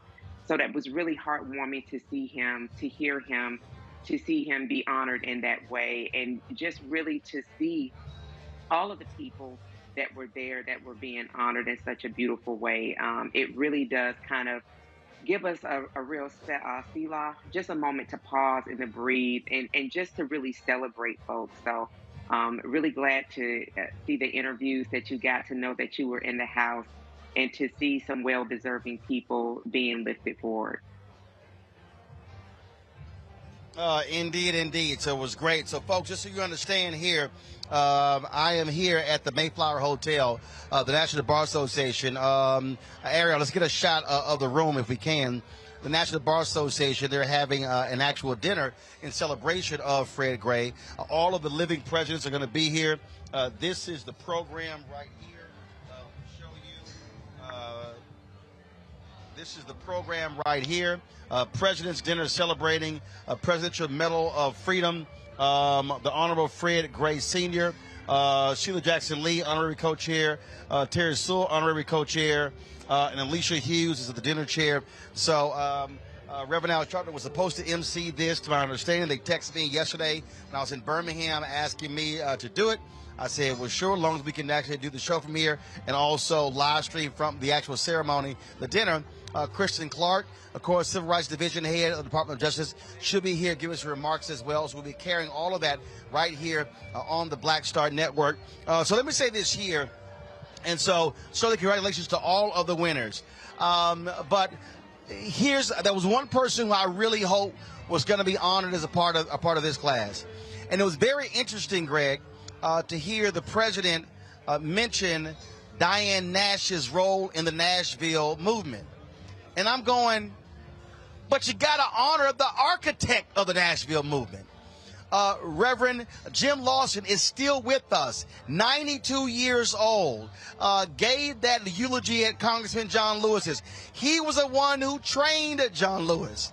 He was the one who trained Diane Nash. He was the one who trained all of those folks, James Bevel, all of those folks who came out who were all SCLC workers. They came through Nashville. I really hope, remember in Selma, you had my man Jesse Williams, who played Reverend Jim Lawson. He was the one who made the call to MLK to come to Memphis. I had sent a text message last year to Susan Rice as well as to Cedric Richmond. I said, man, you definitely got to honor him. And here's the other thing, and I'm going to go ahead and say it. And it's very interesting. Out of all of the major figures who round out the king, Reverend Ralph Abernathy, even posthumously, has never been a Medal of Freedom honoree. I think he's deserving. And there's absolutely no doubt, Greg, that Ella Baker should be honored posthumously with the Presidential Medal of Freedom. Your thoughts on those three civil rights figures? Brother, when you said Ella Baker, I thought about Septa McClark, and I thought about Miss Hamer, Fannie Lou Hamer, and so many others. You know, this just goes to show you, and again, no, I'm not being cynical, Reese. My eyes are wide open. I just don't let America get off for its sins. And I think there may be one reason why Jim Lawson doesn't have one, quite frankly, because he doesn't have a champion. You know, I watched and listened to Congresswoman Sewell over the last couple of days, and she fought. She fought for that medal to hang around Fred Gray's neck. And she'll be there tonight, and I'm sure she'll tell that story again. You know, I'm not sure that the other figures you mentioned have a champion. You know, there's a lot of this is politics. And all due respect to entertainers and athletes, and I don't care who they are. This isn't singling out any athlete who's gotten one or entertainer that's gotten one. If this were a country, a nation, as opposed to kind of place where people have to jockey for position and you got somebody got a cape for you, then everyone you named and everybody else would have one. It wouldn't just be them. It would be, you know, I mean, you name it. Does Constance Baker Motley have one? I mean, you start talking about sisters who deserve one before just about anybody else, then you got to have her on the short list. I mean, but Ella Jo Baker, without Ella Baker, arguably you don't have the formation of SNCC in the way that it looked. And if you brought all of the ancestors back who were part of SNCC and brought all the ones who are living together and said, if you could give out one medal, who would it be to? They might say Ella Jo Baker. So, you know, we'll see going forward, but some things you just can't explain. If you don't have a champion, you know, maybe if Marcus Garvey had the right champion, Barack Obama would have issued a pardon, or maybe Joe Biden would. But, you know, there's too much of this is politics. And you can give out as many of them as you want. And so maybe we need to, I think, to what you're raising, maybe we need to now just say, you know, if you're going to have the next black neck around that medal hangs around who's still breathing while you got a chance, need to be Jim Lawson. That's a good point you're raising, brother. Absolutely, absolutely. I will say this here. There is a member of Congress, Representative Rosa DeLauro, who has introduced the resolution to award the Congressional Gold Medal to Constance Baker Motley. And that actually was reported on in February. And so, look, I'm going to be the champion for those three. That is Lawson, as well as Baker and Abernathy. And I can tell you right now, when I interviewed Juanita Abernathy, before she died, I interviewed her in 2018 in preparation for MLK 50.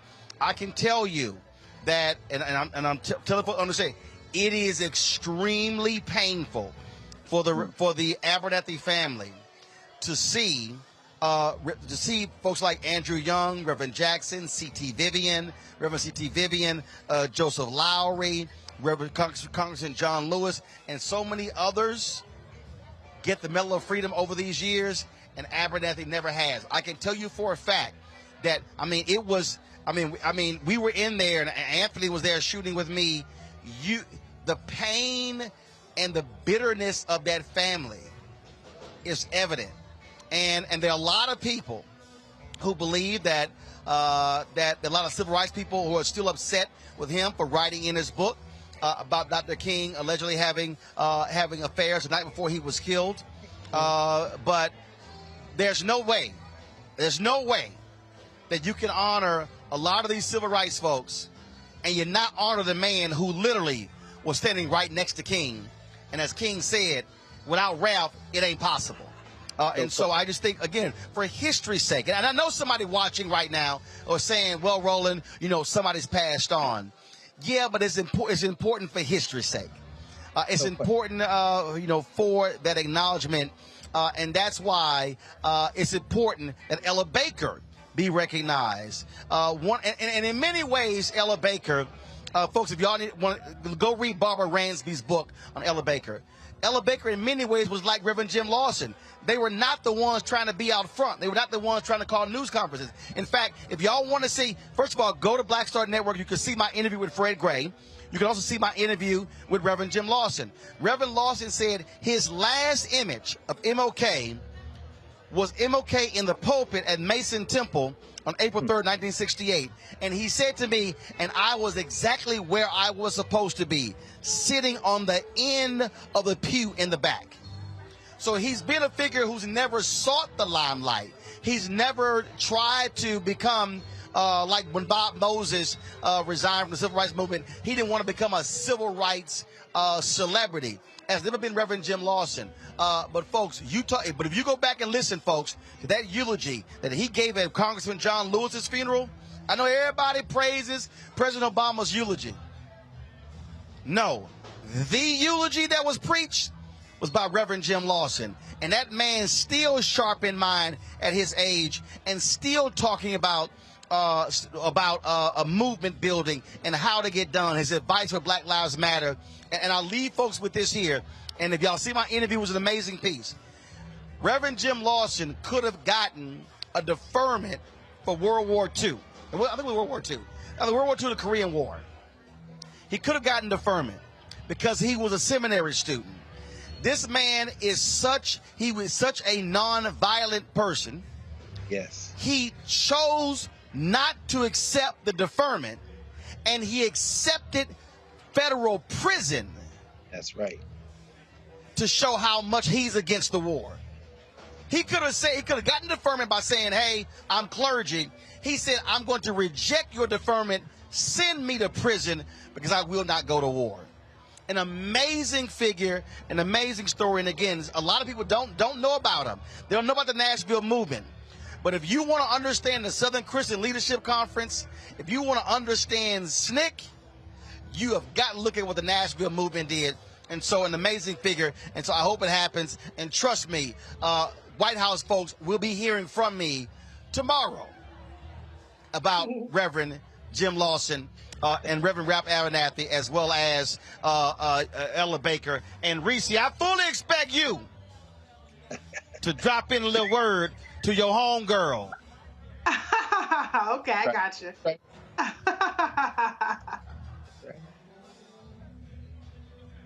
Just making sure we clear, Reese. We're here, okay. All right, y'all. I'm going to go to, got to do that. All right, y'all. I'm going to go to a quick break. You too. When I get back, y'all better be 1,000 likes. I don't know why y'all got me having to ask y'all for this, but I'm going to go to a quick break. We'll come back. Roland Martin Unfiltered on the Black Star Network.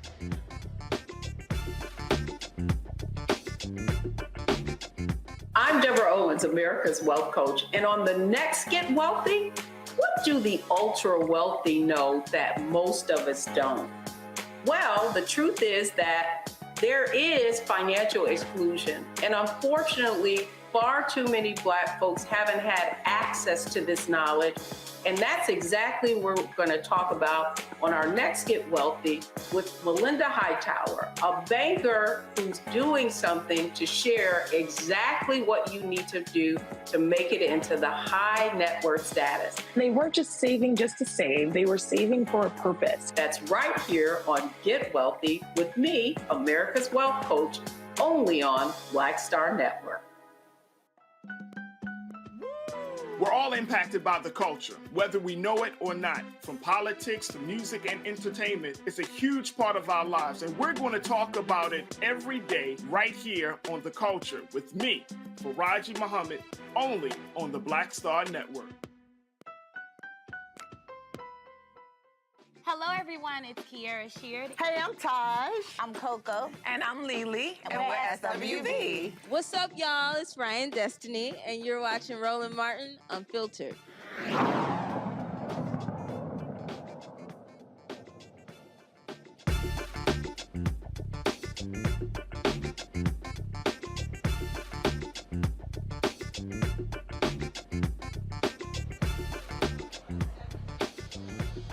All right, folks, welcome back to Roland Martin Unfiltered. We're here at the Mayflower Hotel for the National Bar Association dinner honoring attorney Fred Gray for being one of the 17 recipients of the Presidential Medal of Freedom. I have been off for the past couple of days. Reese Colbert filled in for me on Tuesday. Larry Walker filled in on yesterday. If y'all want to pull a video up, we were, of course, I had to fly back to Alabama because Deshaun Smith, who is our driver, he was driving the Rover-Mobile, our sprinter, from New Orleans back to D.C. with our equipment when he was basically forced to swerve. So there was a white man driving a white Malibu who kept, like, Deshaun would change a lane, he would change a lane.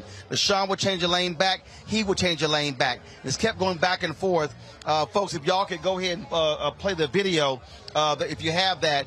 And so Deshaun said that he decided to back off, allow this guy to go forward. And what this guy did was something that was just absolutely heinous. So what he did was he actually pulled up alongside Deshaun, looked at him, smiled, jumped in front of him, and then slammed on his brakes, causing the Deshaun to swerve. And the sprinter flipped over, y'all, flipped over 7 times. Chad Washington, who was driving our other SUV from behind, Chad said he actually thought Deshaun did not make it. If y'all go to my YouTube channel, y'all can go to my Facebook page, y'all can pull a video up, y'all, not show these photos. Come on now, it's a video show. You'll see the video when we arrived on the scene yesterday to actually see it. And so it's significant. So you see all the damage. The Rover-Mobile is totaled. It's completely totaled. Now, all these folks, I posted something on Instagram, and the folks have been talking about, oh, y'all were underinsured. No. When we insured the vehicle, we could only insure it up to $125,000. It cost $195,000. They would not allow us to insure it for more. And so, yes, we looked at gap coverage and all that sort of stuff. That was a deal. So there's a black upfitter company out of Atlanta. It's the only black upfitter company in America. We are talking with them right now. We're designing our next sprinter. They put a rush order in. They contacted Mercedes. Mercedes has looked at what happened here. And, in fact, their engineers are studying our video, saying that there are safety features exactly what they were supposed to do, because what happened was when it was impact, all of the airbags in the driver's cabin, only Deshaun was in the sprinter, they all came out and pretty much created a cocoon around him, and so he was able to walk out through the front window. He suffered contusions on his body. His thumb was injured, but that was it. That was it. We got him, yes, he came out of the hospital later that day. We got him yesterday. We went down to Birmingham. We got all of our equipment out of the sprinter. We got to be in Birmingham in a couple of weeks for the SWAC Media Day. So Sheila Smoot, former journalist, we left a number of our items with her. We then loaded the other SUV back. They drove that back. We didn't want Deshaun flying because of a concussion issues. and so we didn't want him flying because we could have swelling in the brain. So Deshaun is back. Chad is back. We're so glad that they are well, but y'all see the level of damage to the vehicle. It is completely destroyed, and so we are working right now to get a second one. And so I want to thank all of y'all, folks in Alabama, folks in Louisiana, people all around the country. They've been calling, they've been texting. Folks were stopping me in the airport yesterday. I was at the White House today. Folks were stopping me there. People had heard about it. And so we appreciate everybody. And like I posted on Instagram, we're going to have to, look, Obama is going to cost us probably another $75,000 to $100,000 to pay for a new one. And so that's what we have to do. I have people talking about, what about all the advertising money? Bottom line, y'all, nobody budgets all of a sudden have to drop another $75,000, $100,000 on a vehicle that we only got 18 months ago. So, again, I just want to thank everybody for calling and texting. People have been commenting on all of your prayers. We certainly appreciate it. Look, equipment can be replaced. We've got to replace some of our cameras, other stuff, but you can't replace somebody's life. And so we certainly are glad that Deshaun is well. And again, and Erica, look, you understand how serious this is, the serious brain injury you suffered last year. And for him to walk out of that Sprinter through the front window with just a slight concussion is indeed a miracle.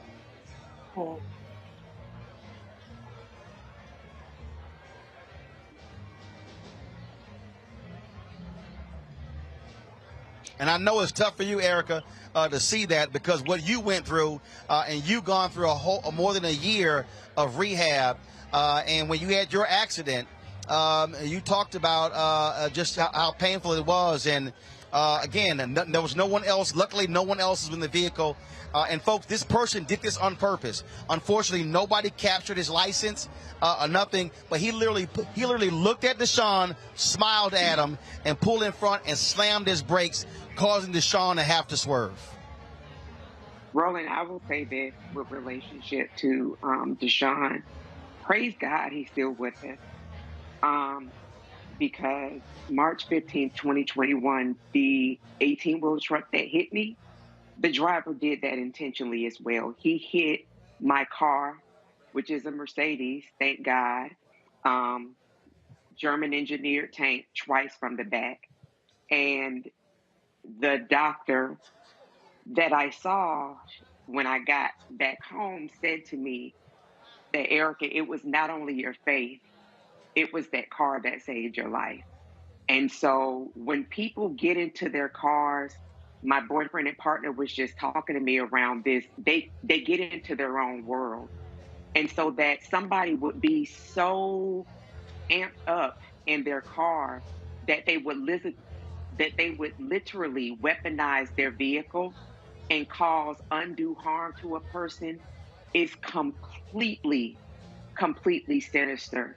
I am grateful that my partner sent me a clip of what you shared on social media, and I saw kind of your update, but he cropped out so that I didn't see the pictures because that's still very difficult for me to see car crashes, to be very honest with you. So I stepped away when those photographs and video was being shown, but it's important for the audience to see because they need to see not just the crash, but they need to see that was an intentional act and that could have cost someone their life. What I will say with regard to Deshaun having that level of accident, my prayer is that he is granted all of the space that he needs for healing, and he is afforded all of the care that he needs, and that I'm so very glad that he's still here with us today to still testify to his life, and may he have as much grace to heal.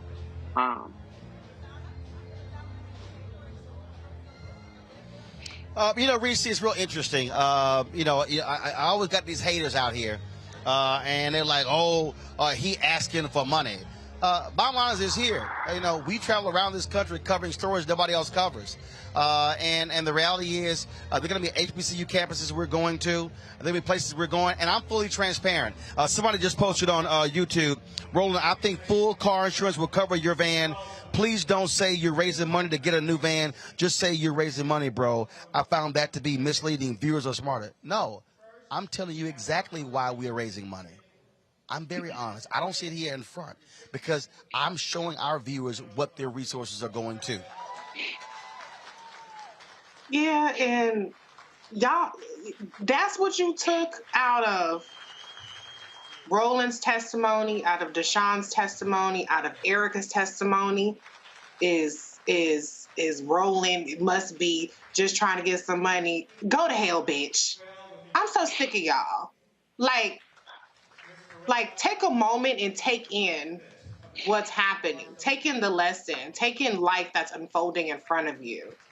Instead of just always trying to jump in on some bullshit and on some petty shit. Come on, do better. Do better than that. If you don't want to give, if you ain't got it to give, don't give. But you can shut the fuck up and not give. You don't have to be loud and not give. Nobody is twisting your arms. Nobody is docking your pay.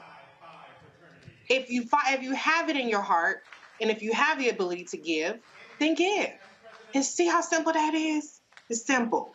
But at any rate, whether you give or don't give, I just thank God for Erica, for her being here with us. I thank God for Deshaun.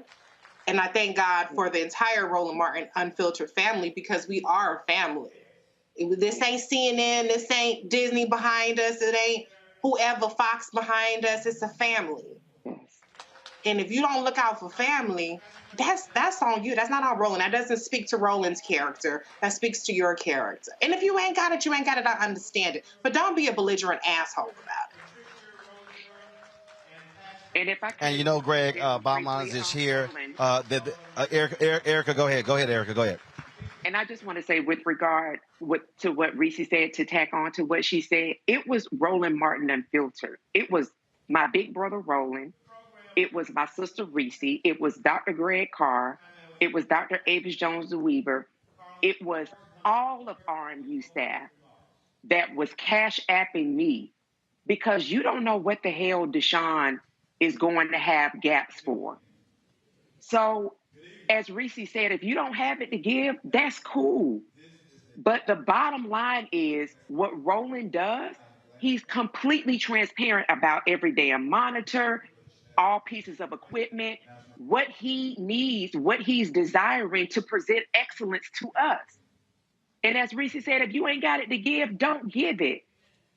But damn, don't use your keyboard cowardice and type something when he's doing exactly what he's been doing for several years now, which is being transparent, being very honest, laying to bear what it is. And so I'm going to make sure, the same way that Reese and Roland did, that I give, to make sure that I am acting on the law of reciprocity the same way the Roland Martin Unfiltered family did for me. Greg Carr, take us home. No, brother, all I can do is echo what Reese and what Erica have said. In fact, right now, here in Washington, D.C., there is a whole staff. You just got through transporting 12 of that staff to cover Essence Fest. And it was widely covered on CNN. It was in the New York Times. I saw it all over MSNBC. No, I didn't. But at any rate, that staff that you have has a graphic that they show near the end of every show with all the ways to give. And I'm sure they have it right there. They could put it up while I'm talking, I suspect, so that you don't have to ask them to do it. And I know they will, because they are a crack staff. They're volunteers, of course. And And so all the shows on the Black Star Network, and it doesn't cost money to get launched over the top. And then all the producers who work for the Black Star Network, they're obviously volunteers. I'm trying to think of who is actually volunteering. It might be the guy with the microphone who doesn't take a salary, who does speaking engagements, and who started a whole ass network out of his mind by working for years, long before he left those other engagements, whether it be CNN, whether it be TV One, with this in his mind, that this was the vision. And here we are at a watershed moment that has unfolded over the course of the last several years, including two of which was a whole ass pandemic. Now, to get to Savannah, to get to Georgia to help get the vote out, to get to Louisiana, to get all over the South, to go on location, to cover all the congressional hearings, to have people in front of cameras and streamed forever, permanently over all these platforms, and an archive that can be accessed at any time, it costs money.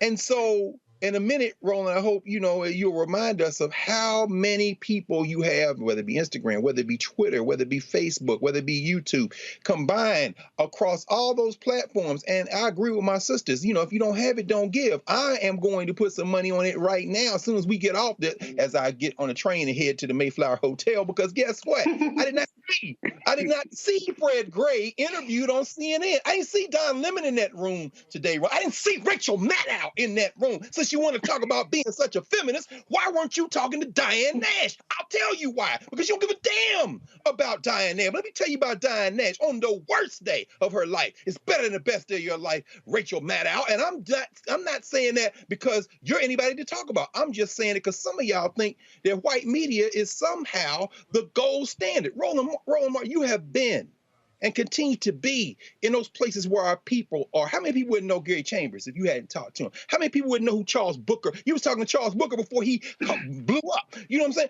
And who today? Brittney Griner, it's a big story now, but how many people would have taken it from the way that you took it? My bottom line, if you don't have it, guess what? Everybody who does is making it possible for everybody who doesn't to share this resource. Because last I checked, YouTube is free to us, but it costs you money to put it together.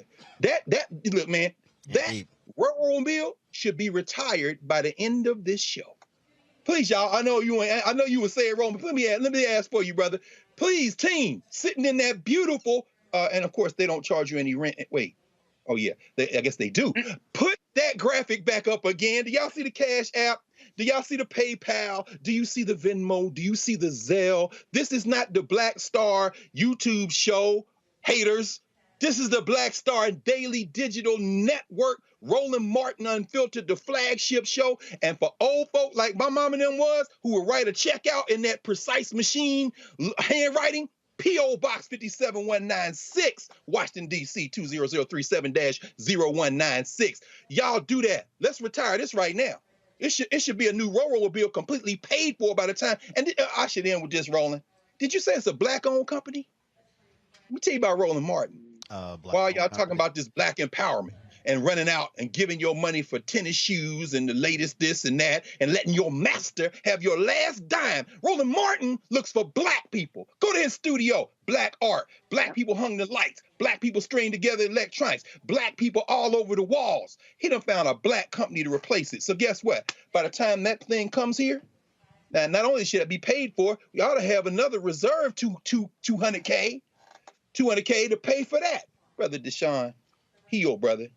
And you fool that smiled and maybe be watching this right now, oh, your day's coming, baby. You and that damn 18-wheeler driver that tried to do something to our sister Erica, but she's protected by something much bigger than you will ever glimpse in your miserable life.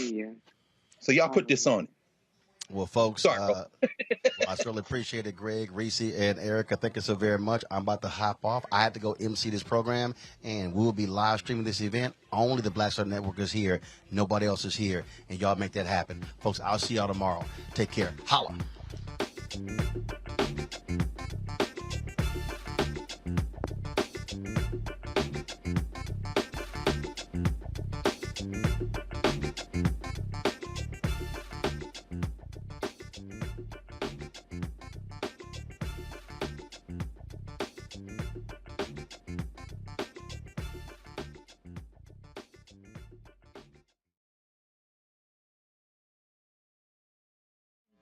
This award is an acknowledgement that the progress we enjoy today would not have been made possible without the sacrifices of freedom fighters like Attorney Gray.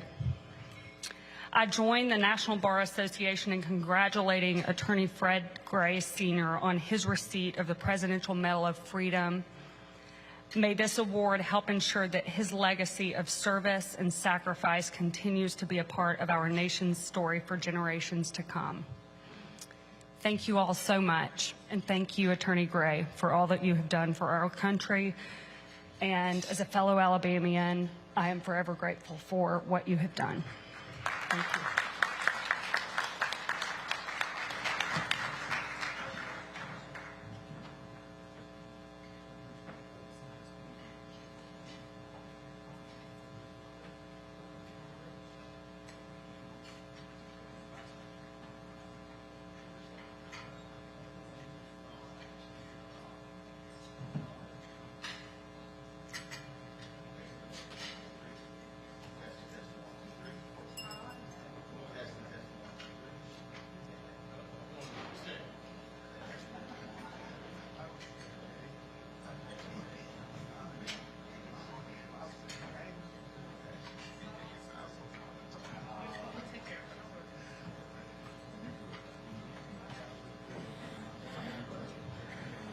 Ladies and gentlemen, while we are setting up the mic for the fireside chat, I would like to welcome to the dais past President Ben Crump.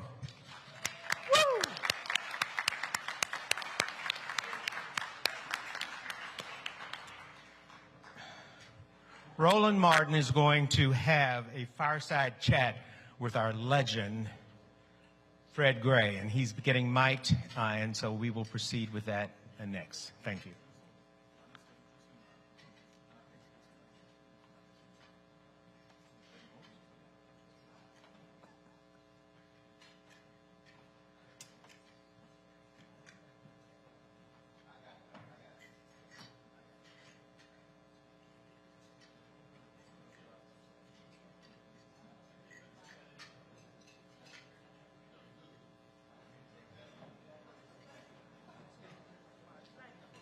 Take that long. You got it, Doc? All right. Are we on? You got us on? There we go. All right, folks, how y'all doing? Good, good. All right. They call us a fireside chat. What a fire. Just saying. What a fire. Glad to see everyone here. I literally just finished doing my show. They, you know, I don't know. They got real black. They texted me yesterday. Hey, Ro, can you do this? I'm like, all right, I guess I'll be back in town. And we're also streaming this, and so for the folks who cannot be here, they're checking it out. But as always, glad to see all of you here, National Bar Association, and of course, seeing Fred Gray looking smooth. He had some funky socks on last time I interviewed him last year, and so I see you got him on again, so looking all good. So first and foremost, just how did it feel for you sitting on that stage and seeing this moment, the President of the United States providing you the nation's highest honor? Let me first say, before I answer your question, you were saying how... I'm going to do this here. He got your mic a little messed up here. I'm going to fix it. I want them to hear you. There we go. Okay. You were saying how you just agreed to do this a day or so ago. So guess what? I found out I was going to be interviewed just a few minutes ago. So I'm in a little worse state than you are. Now, what was your question? Now y'all got to understand, last year, when I called Fred to do an interview, I left a voicemail to talk to him, and his wife, where's your wife? His wife heard the voicemail, and Fred said he gets a lot of requests, but when she heard my voice, she said, oh, you doing that interview. So when he did it, I thanked her, because she said, no, I don't care who you talk to, you going to talk to Roland Martin. So y'all always getting good with the wife or the husband. That way you always get the hookup. So the question, Fred, was, again, sitting on that stage, thinking about all these years you've been a lawyer, and you're sitting there amongst these other dignitaries, and you are being presented with the nation's highest honor by the President of the United States. What What was going through your mind as you sat on that stage? Well, I went back and thought, and I just sit there on that stage and reflected my birth on December 14th, 1930. Didn't know about that, but I learned about it later. And I knew that I was the youngest of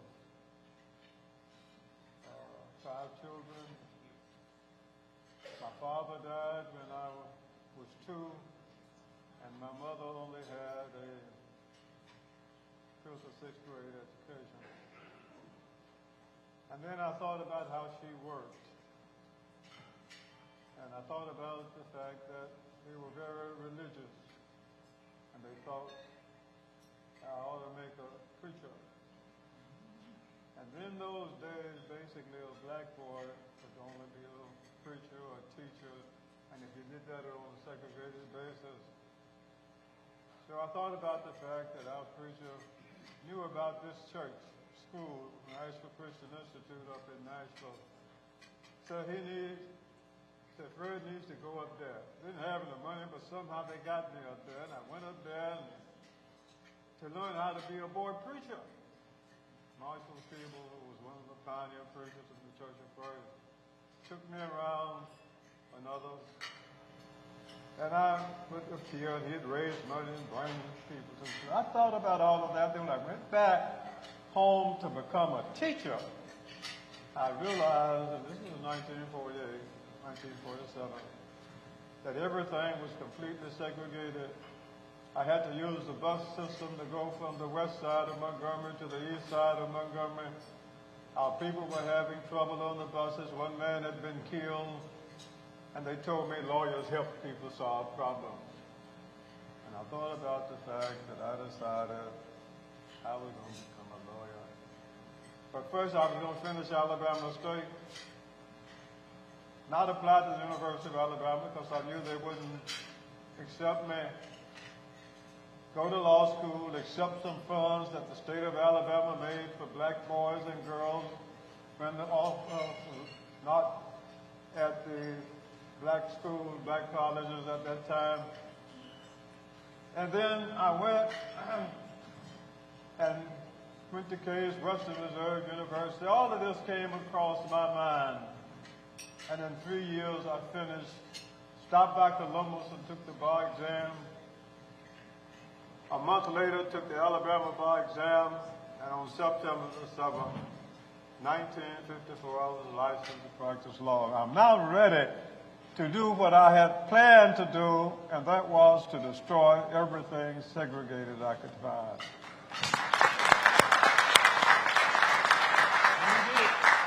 It was a long way from September 7th, 1954 to July 7th, 2022, that all came to my mind.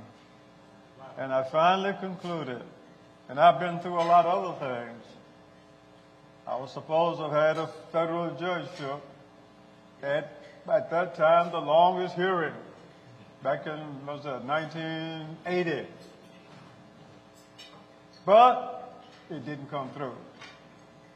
So as I sat and thought, and I knew people had been trying to get this award for me for the last 20 years. Wow. And I said, and people have asked me, well, before it came up, what? I said, I'm not going to rejoice until it's all over.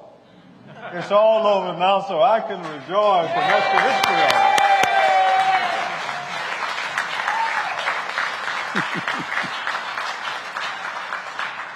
You just said that you wanted to tear anything down that was Jim Crow. Just speak about the power of the law. There are folks who say, man, you should be in the pulpit, you can save people, leading to Jesus. There are people who say you can run for office. They can you can be an actor on television, but just talk about just the power of the law. I thought early on, as a youngster, and maybe I was too naive to realize the reality of it, that if black people were going to be able to do any of the things that needs to be done and obtain the same rights that white people have in this country, it's going to have to be by the law. And when you look at the Constitution, and when you look at the amendments, particularly the 13th, 14th, and 15th Amendment, they were supposed to give us all the rights that white folks had, but we didn't have them. But I also felt that I was naive enough to believe, and I still believe, that ultimately the law, we're going to have to try to work to change it. And I wasn't the first person who thought that. You'd had black people and white people who had been filing lawsuits since shortly after slavery to try to correct the things that I felt in Alabama, at least I would try. And so I thought we would use the law. And as I look back now and think about it, we have basically gotten off the book all of those laws that discriminate based on race. While it's off the books, in reality, we still have it in many instances. So we must now go and finish the job of inequality and racism so that we will be able to enjoy it and have the same privileges that all other citizens of this country have. All right. What do you say to a 23-year-old lawyer today who looks at this conservative Supreme Court, who looks at the decisions they're making, who looks at Republican legislatures putting in places voter suppression laws? And I hear this from people who say, man, this thing is stacked against us. There's nothing we can do. What do you say to that 23-year-old today? I say to him, if you go back and look when I... Or her. Or her. When you go back and see any person who's interested in it, from slavery time, will you think from being a slave to being here where we are now? How far have we come? We've come a long way. And how have we gotten here? We've gotten here by using the law. And in addition to the law, people have gotten involved in demonstrations and other things. We did it in Montgomery, the first real mass one, with 40,000 people staying off of the buses for 383 days, and nobody thought it could be done, but we were able to do it. So then we can't afford to lose faith in the law. We can't afford to lose faith in the Constitution. It's on the books.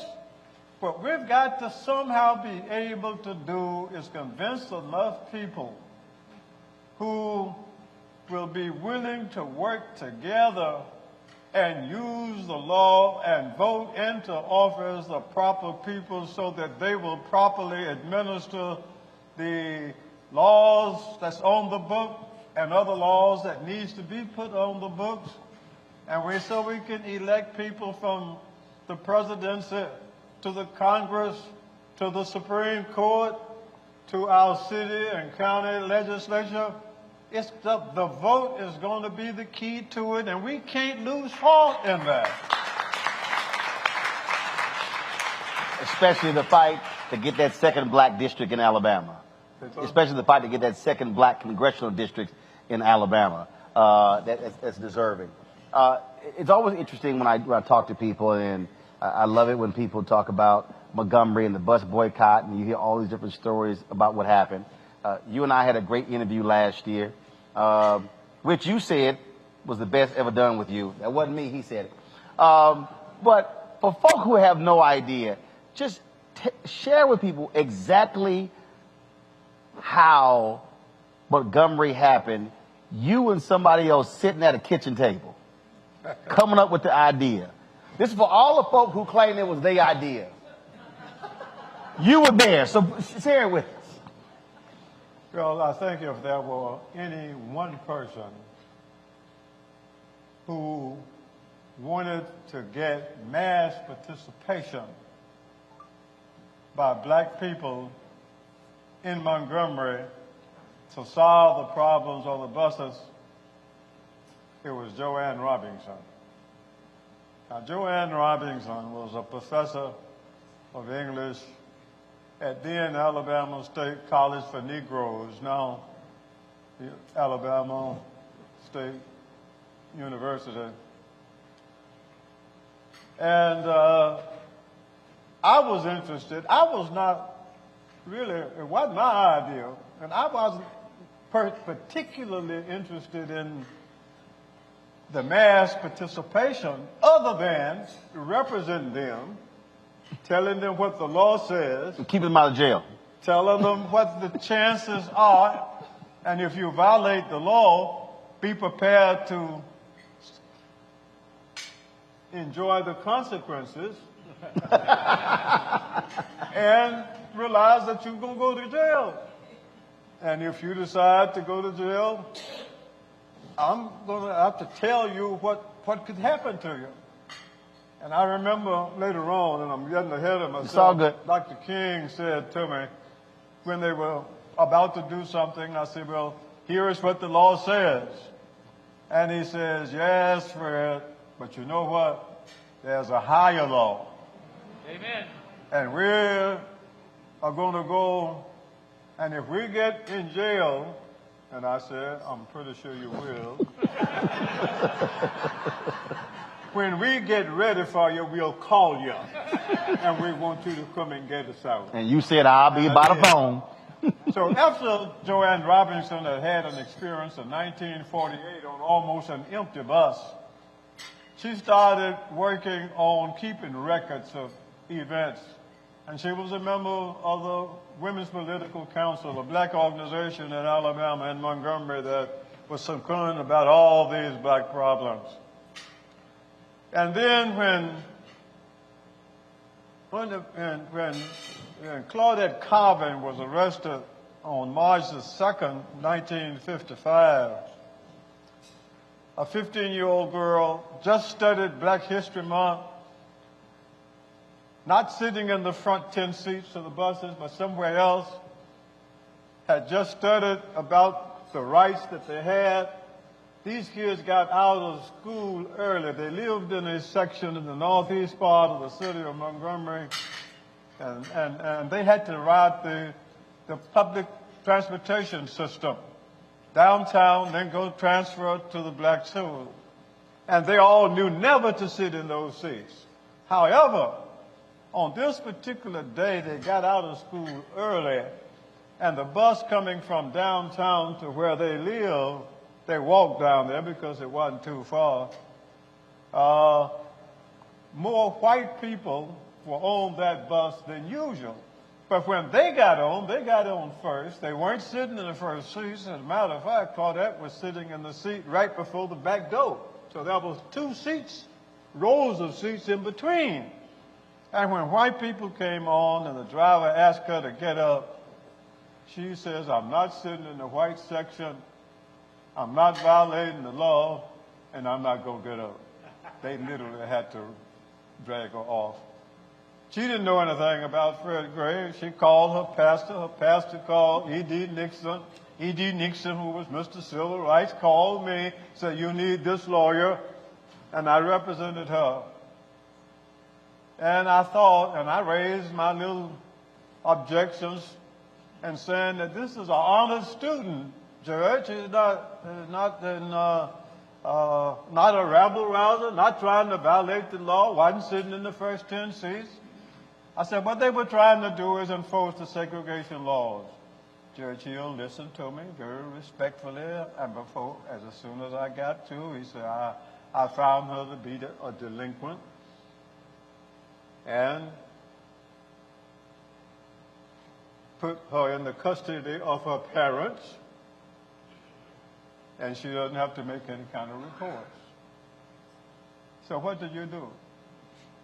She didn't have to do anything, just don't get in any more trouble. Joanne, I was sorry about the fact that I wanted to appeal the case and did appeal it. But Joanne Robinson arranged a meeting with the bus company officials and the city officials, and they said they were sorry about what had happened, but that what they would end up doing, they wouldn't happen again. Then when Rosa Parks was arrested, and people who knew Mrs. Parks, she was secretary of the branch of the NAACP, she was chair of the youth committee. And when she was arrested, and they said she was charged with disorderly conduct, and her whole demeanor was not that at all. They said, just this is enough. So when I was out of town, and I'd had meetings with Mrs. Parks from the time I opened my office in October until the day of her arrest. We had our last lunch on December 7th. We had talked about what you ought to do and what a person should conduct themselves if they decided and they were asked to get up and give their seats. And she went back to her work. I went out of town, and she knew I did. When I got back, I had phone calls from everybody, including Mrs. Parks, including my secretary, including Joanne Robinson. And when I returned the call, Ms. Parks had come over and talked with me. And I went over, I talked with her, she retained me to represent her. And this was on Thursday evening, it's getting to be pretty late now. And so I said, well, Ms. Parks, you've done your job. I'll get back in touch with you between now and Monday. And she said the trial is set for 8:30 on Monday in the Recorder's Court of the City of Montgomery, and we'll talk about your case. However, you know, Ms. Robinson wants to get the community involved. So I'm going to go first and talk to Mr. Nixon, who had gotten her out of jail. And I knew he was a Pullman carporter. He was in town 3 days and out of town 3 days. And then I'm going to talk to Joanne Robinson and see what we can do. We'll let you know, but you don't do anything else. We don't want you involved in this. You've done enough. I went to Mr. Nixon. Mr. Nixon says, lawyer, well, I understand everything. You know, I've got to get on the train tomorrow and go to Chicago, and I won't be back for 3 days. But you go on and talk to Professor Robinson. Come, call me and tell me what you want to do. I'll get hold to these preachers because they are the ones that are going to see people over the weekend, and hopefully we'll be able to do something. I went to Joanne Robinson, I talked to her, and I tried to make this as short as I can. This is the conclusions we had in her living room, and only the two of us were there. One, if we're going to ever get the community involved, now is the time to do it. Two, if we're going to do it, we need to have the two black leaders we have here. And that was, I told you about E.D. Nixon, and the other one was Rufus Lewis. Rufus Lewis was a former coach at Alabama State. And he had a nightclub, and the name of the nightclub was the Citizens Club. And in order to get in that club, you had to be a registered voter. But all he was concerned with was getting people registered to vote and to have them held accountable. He wasn't concerned about destroying segregation and all of that for a couple of reasons. Number one, his wife, Jewel, was the co-owner of the largest funeral home in town. And because black funeral home owners had a monopoly on black business. If you end up integrating things, they might lose some business. However, there's another part of that story, and that is they have automobiles, and they have drivers. And if we're going to get people to stay off of the buses, we'll need it. So we need him. We need money. We need that. So I said, and we concluded that those two men must be involved. Then we also said preachers got to be involved. So we said we got to get the preachers involved. So that was all of that. And then there was another thing you just might need in all of this is a lawyer. Here am I, send me.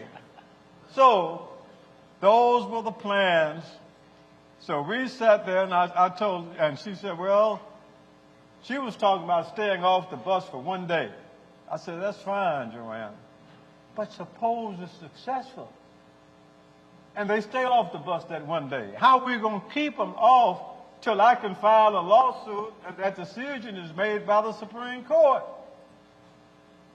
So we had to then come up with a plan so that if they stayed off of the buses, we'll be able to stay longer. And what was the plan? The plan was that she was going to get some leaflets out, tell people another black person has been arrested, and we want to stay off of the bus as a protest on the day of her trial on Monday. And then we'll meet at the church and decide where we go from there.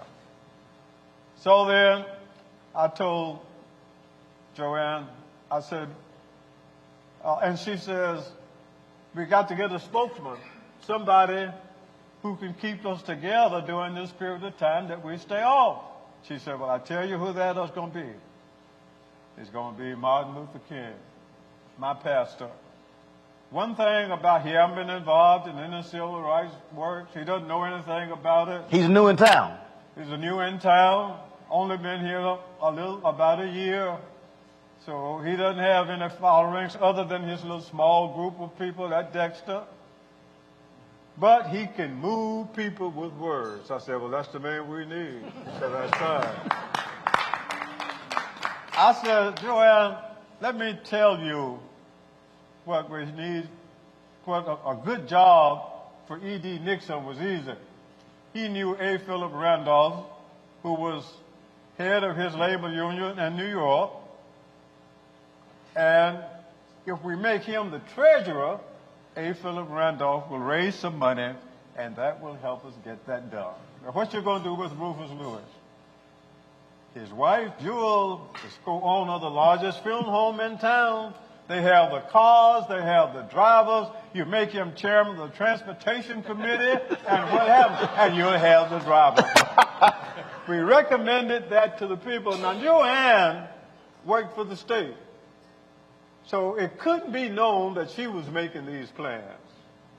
And Fred Gray just got barred, would be unbarred before we could get barred good. So it couldn't be known. So we couldn't let it be known that we were doing this planning. So we planted the seeds and other people and didn't want the credit for it. And when the official meeting was taking place at Hope Street Baptist Church that night, after the people that stayed off of the bus and after Ms. Parks had been convicted, Dr. King was selected to be the spokesman. E.D. Nixon was selected to be the treasurer. Rufus Lewis was selected to be the chairman of the transportation committee. And the young lawyer just out of law school was elected to be the lawyer for the movement. And the rest of it is history.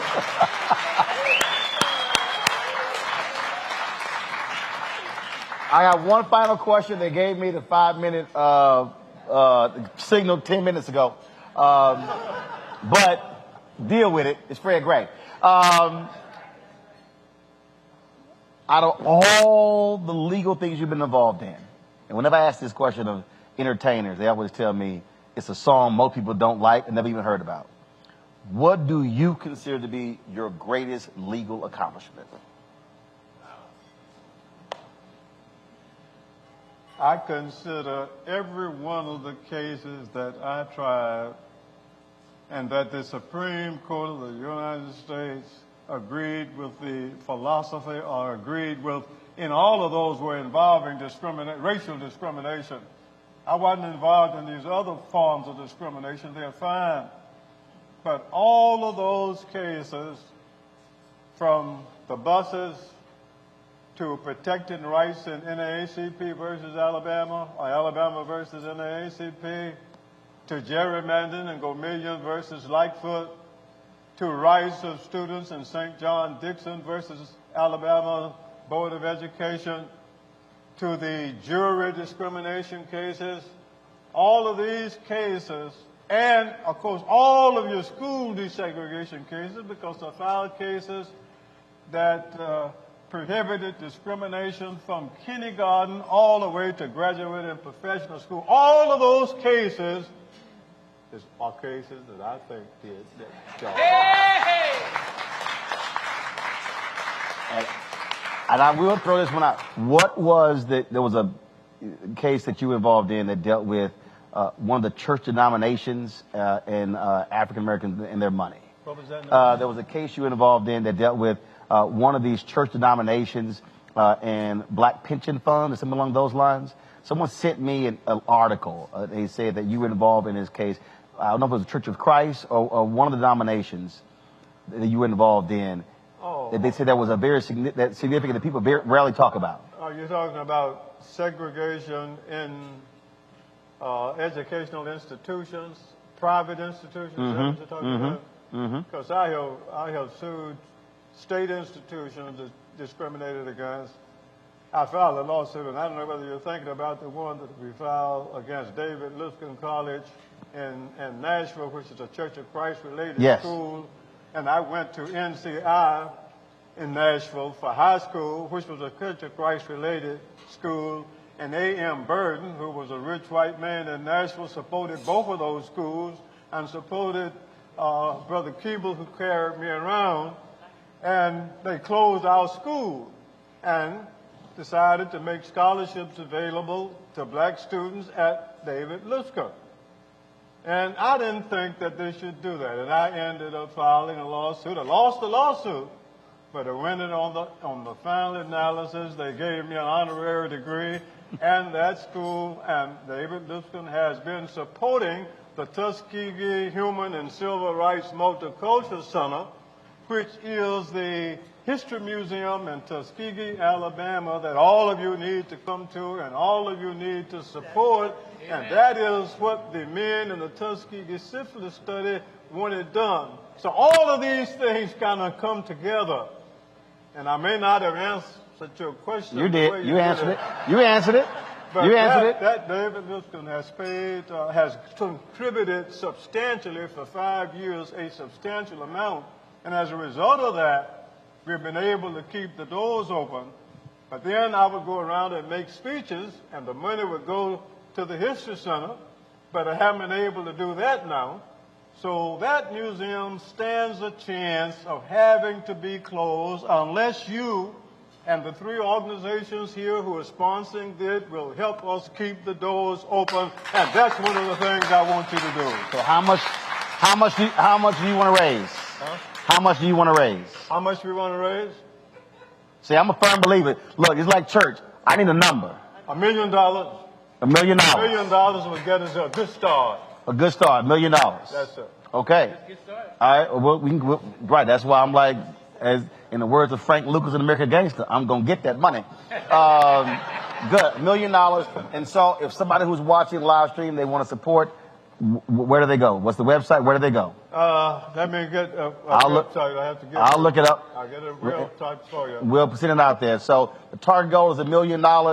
And so, Ben, you gonna lead that? I'm gonna lead it. You gonna lead that? I'm leading it for my frat, brother. Okay, you do that. What frat is that? Oh, and the greatest now.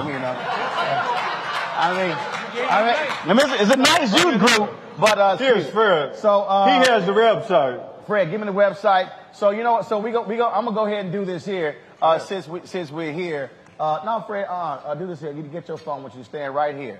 And so let's do this here. Are there commitments in this room right now starting at $10,000 for your museum? So what? No, I said, no, we start at 10, bro. This ain't my first rodeo. Come on now. Yeah, so what? What you got? Over 2 years? Huh? What? Over 5 years? Well, hold up, Fred. What?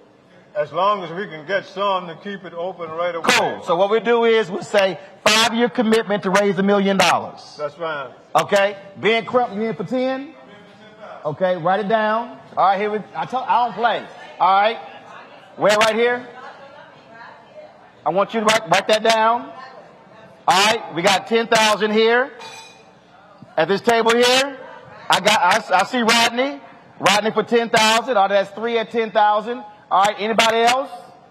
Anybody say 10? All right, 5,000. Level of 5,000. Well, first of all, Fred, put me down for 10,000. And this alpha, I don't need 5 years. All right, so we got 4 at 10,000. And then, okay, 5,000, 2,500, 1,000. All right, so I see a woman in the back. Hand her a card. I see Spencer. Hand him a card. I see the woman at this table. Hand her a card. I see 3 hands here. You have 5,000. All right, I see 2 hands here at 1,000. Say it again. 5,000. I need right here in the white. Right here in the white. Right here in the white. Right here, give her the card. Right here, give her the card. All right, anybody else at 1,000? All right, right here. Right here, Maurice Foster at 1,000. Gotcha, that's about 10, and I got about 4, okay, fine. So we probably at about 80 or 90,000. So I'm gonna throw out 500, let's get to 100,000. Who commit to $500? Just raise your hand, they'll hand you a card. I got a table here, one here, woman here, I got 2 here. Anybody up here? All right, right here. So we at about 90, 95,000. So Fred, we almost at 10% of what your goal is. All right. All right? Let me say this. Final word from, I got you, Doc. But I learned a long time ago, never let money leave the room. Fred, final comment. Go ahead, Fred. What I need you to do, I think he has a pad. Let's circulate the pad so that we can have your name and your contact information. Oh, yeah, we handed them cards. They all got cards. They have cards to fill out. To put their name on it. And get back to us. Because see what you can do. If you do this, there are some major corporations over the country who will help us. There are some educational institutions who will help us. But I'm just so happy that we start here to show if these organizations have enough faith and confidence in me. That's right. And I've been a member of all 3 of them for a long time, almost ever since I've been a lawyer, and one before that time. Then they will know that we mean business. Absolutely.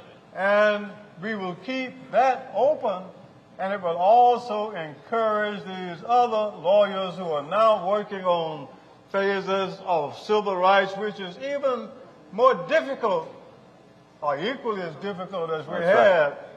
And if they know that those of us who are here who made this type of commitment, we could end up raising enough money so that we could even expand that museum so that it can do, and it does 3 things, so I can tell you all of it. 1, I told you, it's a permanent memorial for those men, and the federal government ought to help us. They helped Tuskegee University, and I'm glad they're doing it. They have a bioethics center where they've gotten multi-million dollars from it, and I helped them to do it. All we're saying is the federal government ought to also help the Tuskegee Human and Civil Rights Multicultural Center. As I sat up there in the East Room, the last time I was there is when Mr. Shaw, a participant in the study, said to the president, we've started this, we want a permanent memorial for it, and we want you to help him. And the president said, we're going to help you. But he thought he was talking about the bioethics center at the university, and it did. I wrote him a letter, and in bus ride, and in the Tuskegee Syphilis study, you see it, where I told the president, we appreciate what you're doing, we want that, but we also, the men were talking about, they didn't know anything about bioethics, but they know about a memorial, and he talked about it. That's what it is, and I appreciate it. All right. Fred Gray. Thank you. Ladies and gentlemen. Let's give Fred a round of applause. Thank you so much. And thank you, Roland. Thank you. For a great interview. Thank you, sir.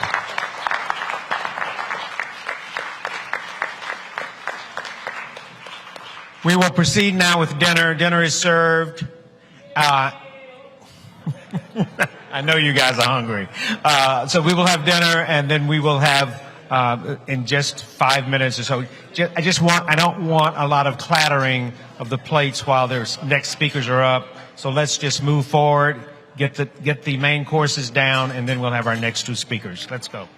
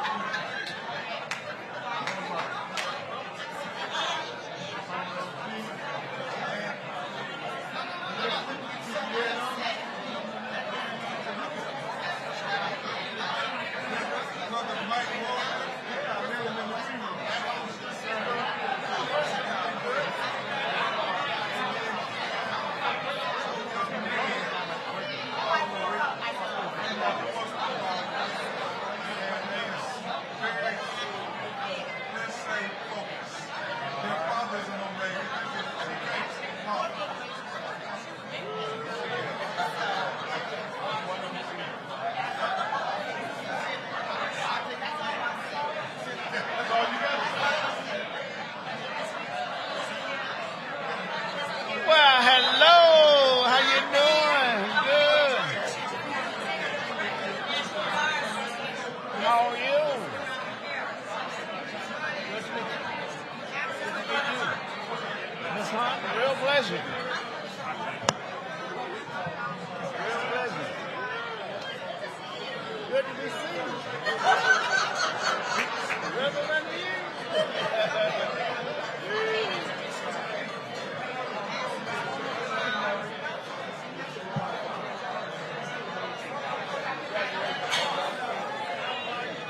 Have you already started?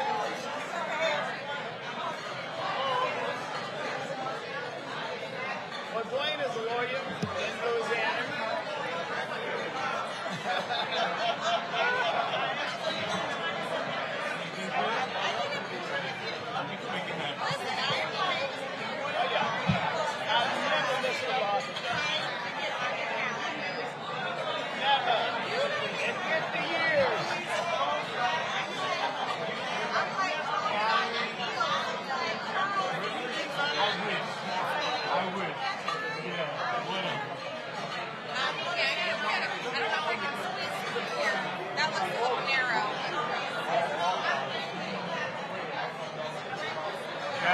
Here, maybe you can.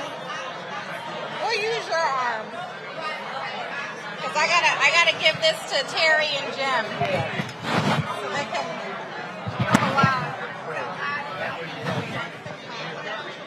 City over here, look, the